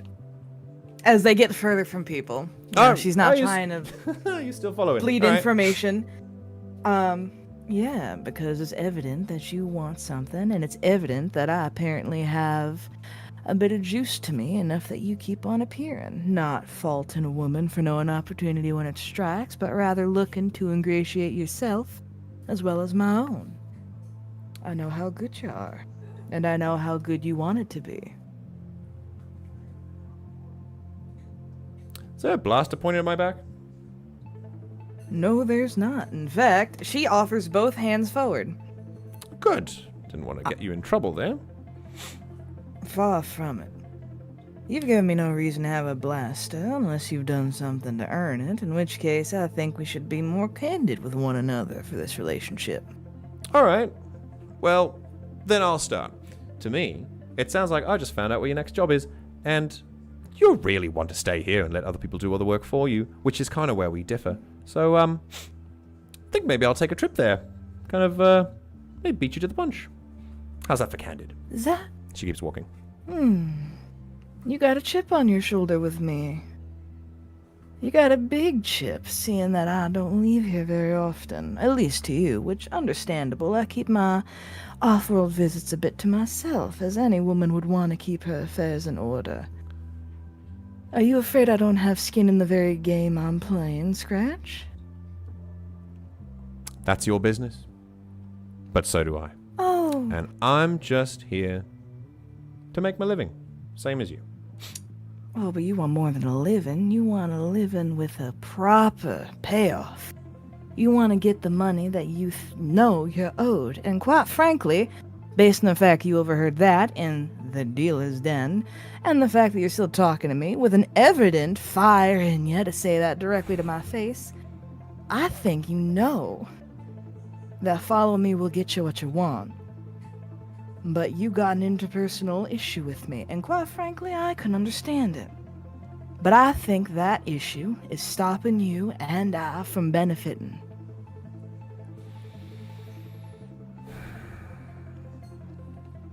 Okay. Go ahead and make a presence roll for me. Okay, I gotta refamiliarize myself with my own odds and ends here. Hang on.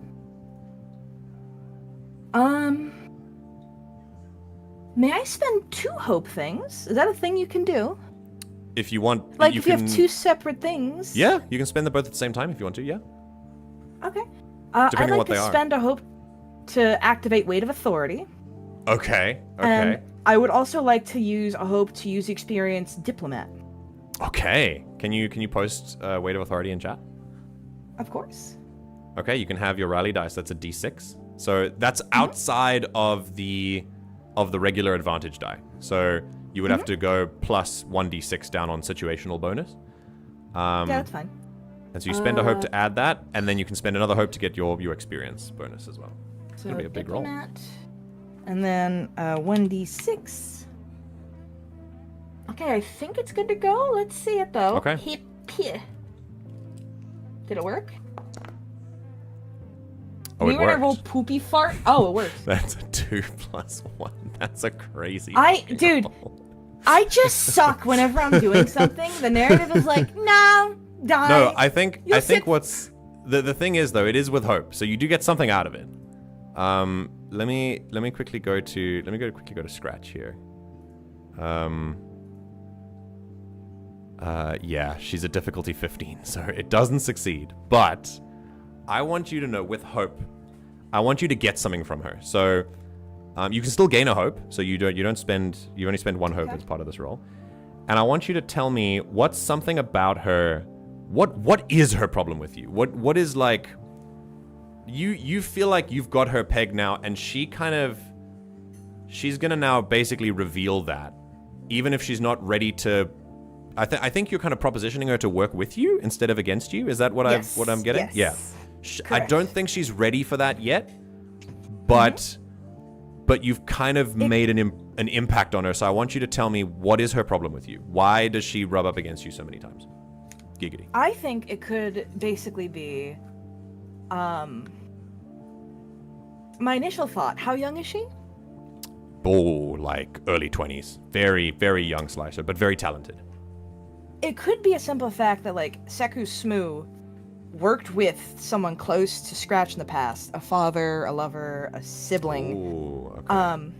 And it was one of those things against Zerka that just, it ended bad. And she was the recipient of one of the same messages Seku was writing earlier when she was introduced. Ooh, okay. And she has held that family member had their skin in the game. That loved one put it on the line, and Seku seemingly doesn't do the same.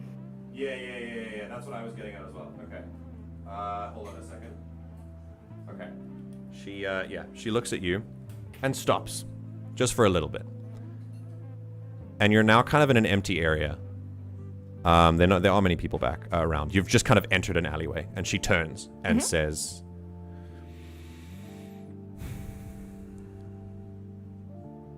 "You know, you talk such a big game.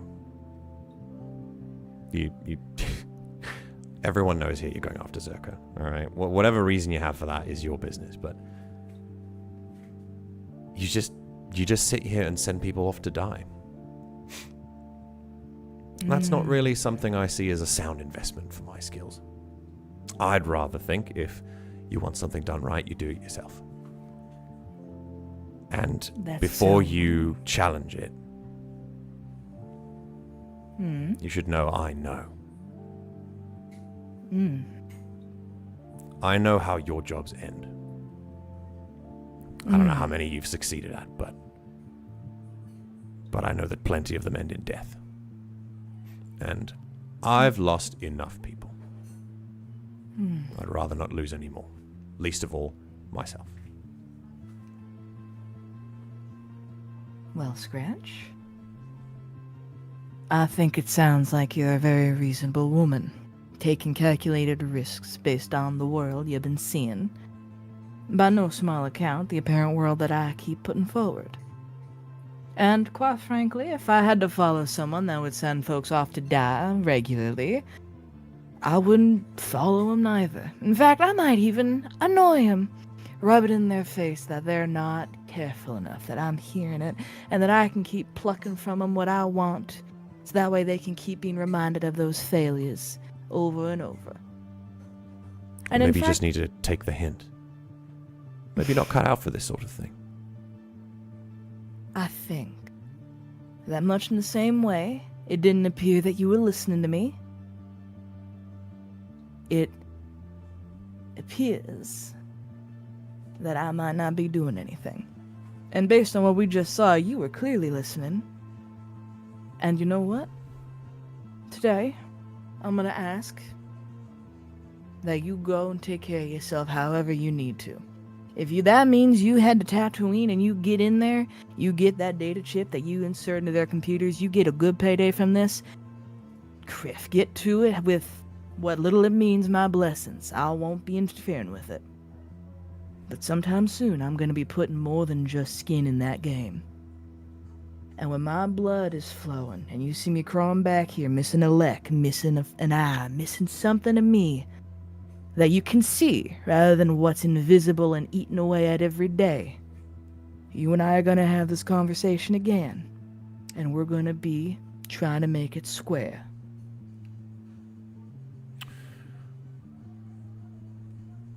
She considers your words, and then gives a small smirk, and then turns. Believe it when I see it. Yeah, well, you have a good day now, Scratch. Turns back, exhales. Scratch. Poor kid's gonna bite off more than she can chew at this rate. And she's gone. Alright. Seku does not smoke death sticks, nor any other kind of narcotic, nor any other kind of stress reliever. But fuck if on days like this she doesn't want to put something between her teeth and start chewing on it. Amazing. Maybe she does gum. Maybe just chewing gum. Oh my gosh, that's a great one. Yeah, she puts some gum in her mouth. Starts like just kind of chomping a little harder than she needs to, grinding her teeth between each one as she starts heading back because those obituaries need to be written. Yeah. And now she's got to plan a job and figure out what to do with this encryption. And she now has a understandably moody young adult with an axe to grind. Mm-hmm. But if Scratch stays safe, then that door remains open. And hey, if it takes her blood, so be it. Okay. Making waves. Seeing what you can do here in this place. Where it's really just an iceberg of activity. So much happens under the surface. And you head back to your digs to go finish that terrible job. We then move. We're doing The Witcher season 1 where we jump back in time and forward and do like different things, and yeah, it's cool. Anyway, the very, very last thing we're gonna do is head back to Tatooine. We're gonna head back to Tatooine at about maybe I'm gonna keep these guys on the scene. Let's put them up here. We're gonna head to Tatooine maybe at like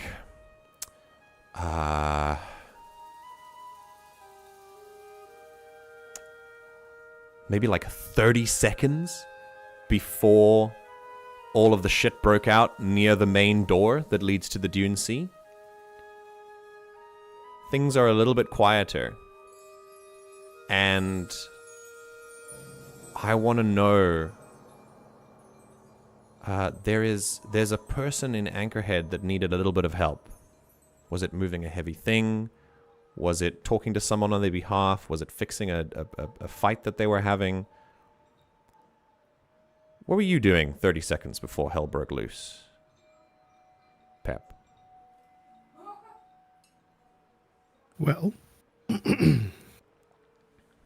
you see a aged, robed figure, layered with tunics, tattered, a Mikian with tendrils flowing in the air, sun-touched skin, sand-scarred complexion. He's been laboring for a while. He's there, helping Akil unload some heavy equipment for delivery. And he's just working diligently. Okay.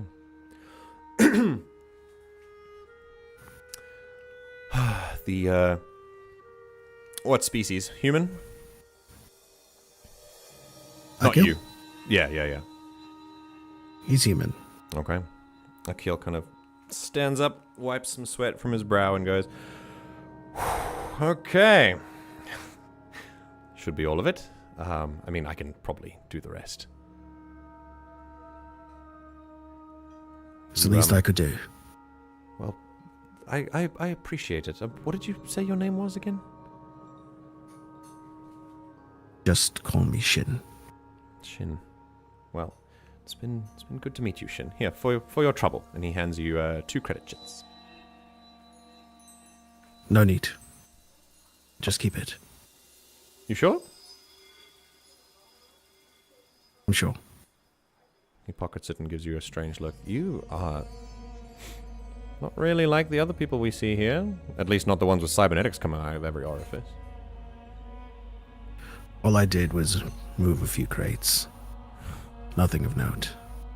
I've seen you around, though.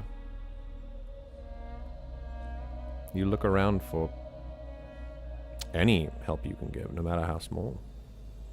Why? What do you get out of this?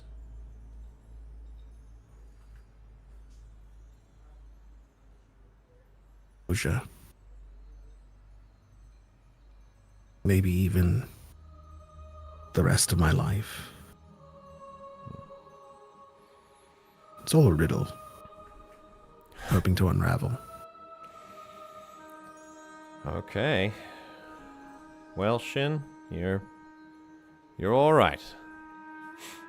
And it's good that you're here. The people of Anchorhead need a reminder.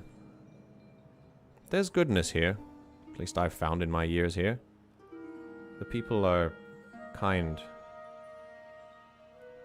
but the fist doesn't make it kind for them, and that stretches people.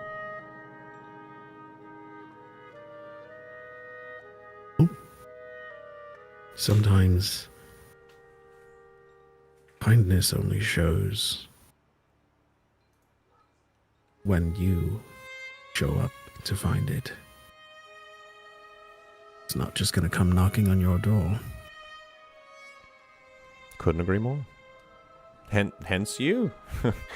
Thanks for moving the things. Do you want to come inside? We're about to have lunch. I couldn't impose. Oh, please, And then, in the distance, your tendrils kind of flicker as there is this sound that reaches your ear, and there's just this blaster sound. And Anchorhead is small enough that, very faded, some people are a little bit closer to the sound start to go, whoa, And Akil looks at you and goes, and he kind of, he's noticed it, but that then increases his urgency to be like, please come inside, because he doesn't want you to, get in the middle of whatever is happening with the gang. Shin puts up his hood so that his tendrils are neatly nestled in. He looks at where the sounds are coming from. Looks back at Akil. No, you get inside. And Akil, if I don't see you again, tell your son to avoid the Junlin wastes, please. I'll do my best, but that age, they want to forge their own path. No matter how dangerous or foolhardy. I suppose that same wanderlust has affected me at this stage of my life. Get to safety. I'll tell him anyway. Maybe if it comes from you, he'll listen. I hope I will see you again, though.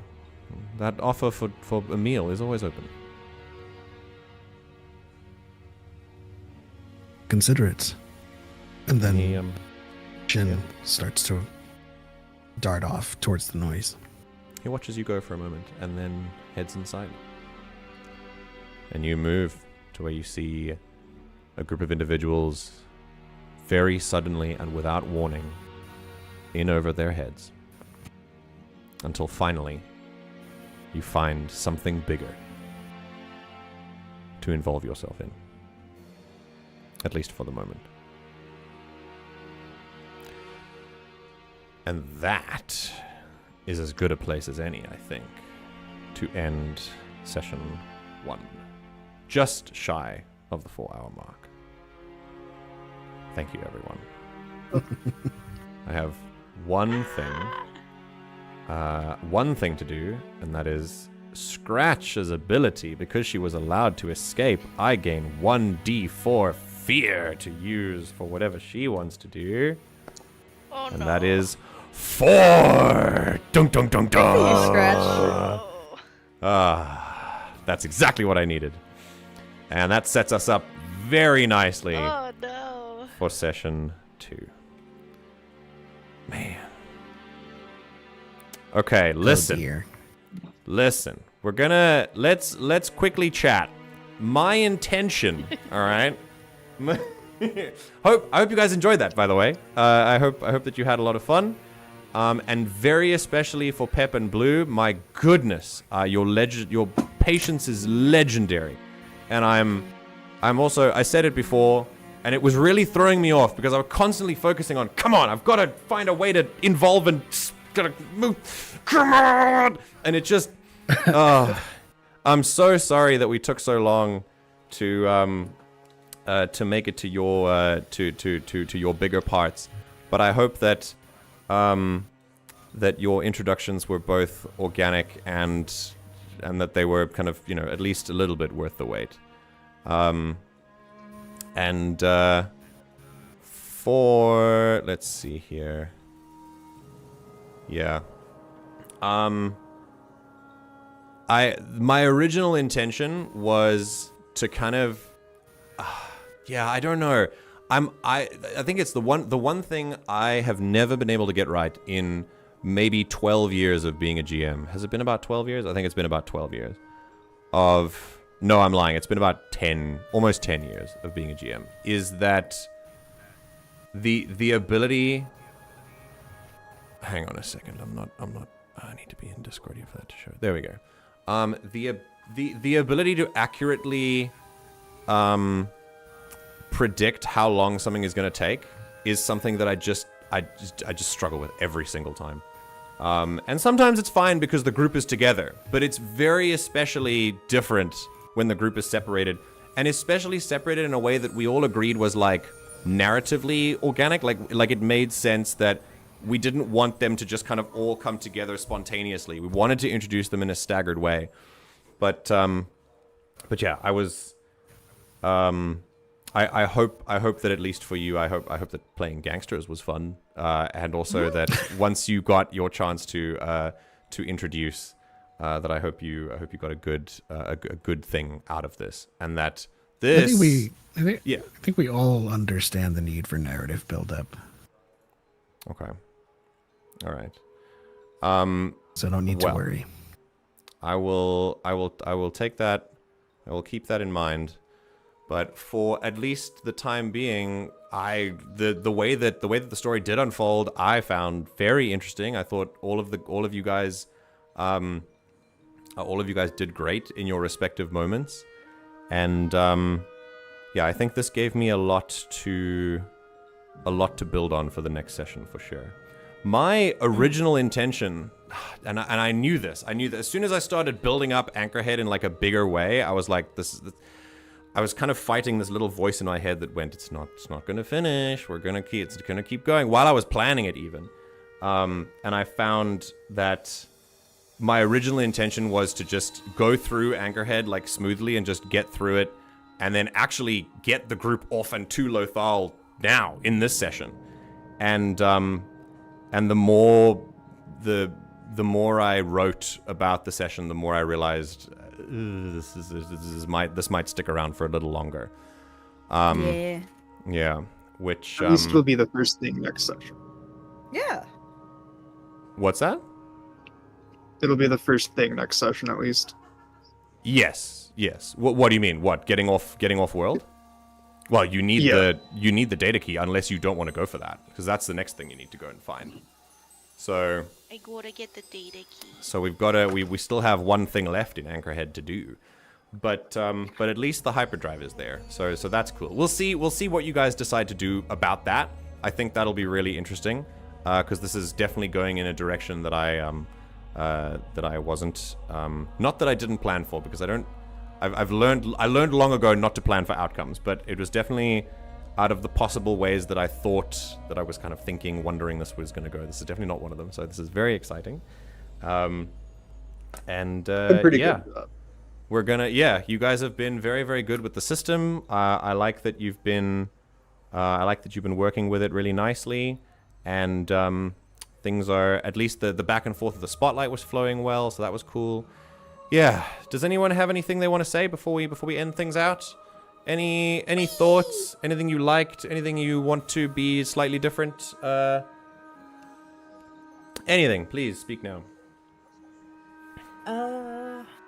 It was fun. Oh, very cool. My literal only thing is like, we gotta figure out a way to get Shin and Seku in their shit, because I know this group. We're gonna spend the next 2 sessions on Tatooine, and that's fine. But I don't want to repeat of just sitting here for 30 minutes of RPing the character. I know. The gangsters were fun, but yeah, I know. So this is something to learn and something to work on for next time. So this is why I said to you, Blue, like, so before we started this, I was like, it's very possible that I said the first half of the session, I was a fucking liar.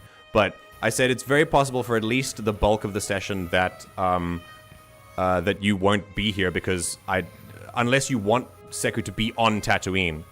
And then we agreed that, you know, for the first bit at least that she wouldn't be on Tatooine, and that was fine. But then it ended up being longer, and that's what I was worried about. And I was worried that we did agree, but then at the same time I don't think I fully kind of prepared you for the fact that it could have been the whole session. So I have I do have an idea to speed things along for the next one. I mean, I think originally we had planned that Shin just like goes off on his own. But I think the way this narrative played out this session, I think it would just make sense that Shin is now just tracking them. Oh, okay. And just okay, cool. From the shadows. Good point. Yeah, we can do that. And also, because we're spending more time on Tatooine, I have a proposition for you, Blue. That maybe especially after that very interesting interaction with Seku and Scratch, that really hit at the fact that Seku might want to do more practical field work. Do you want to be on Tatooine? Sure, she could. Do you want to go there to like make sure that the job is going okay?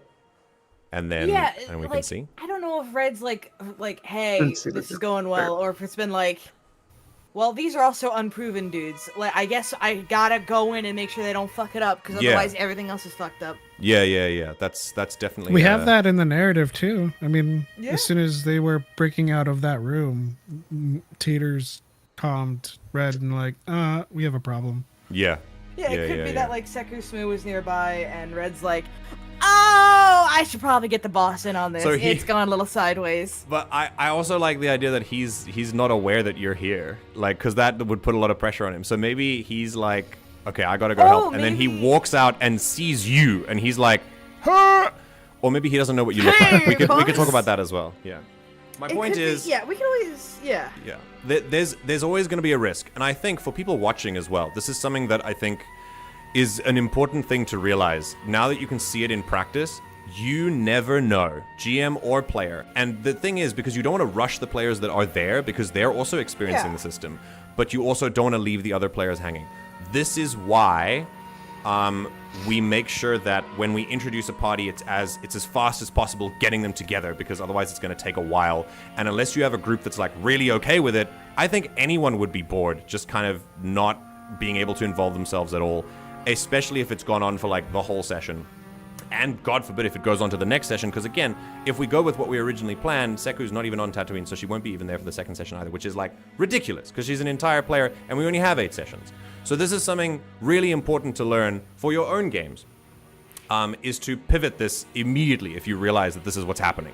If you realize that that there are some players that are being left out. So I think we can work on this. Let's talk about it during the week and directly after this as well.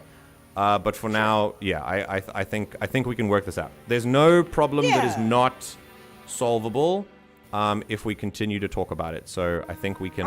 I think we can make this work something nice. Agreed. And until then, let's chat about when we get off stream so that we don't take too long on this one. But for now, anything else? Does anyone else want to discuss anything? Was there anything else that came up during session that you were like, this is particularly cool or this is particularly not cool or anything like that? Thought it was all cool.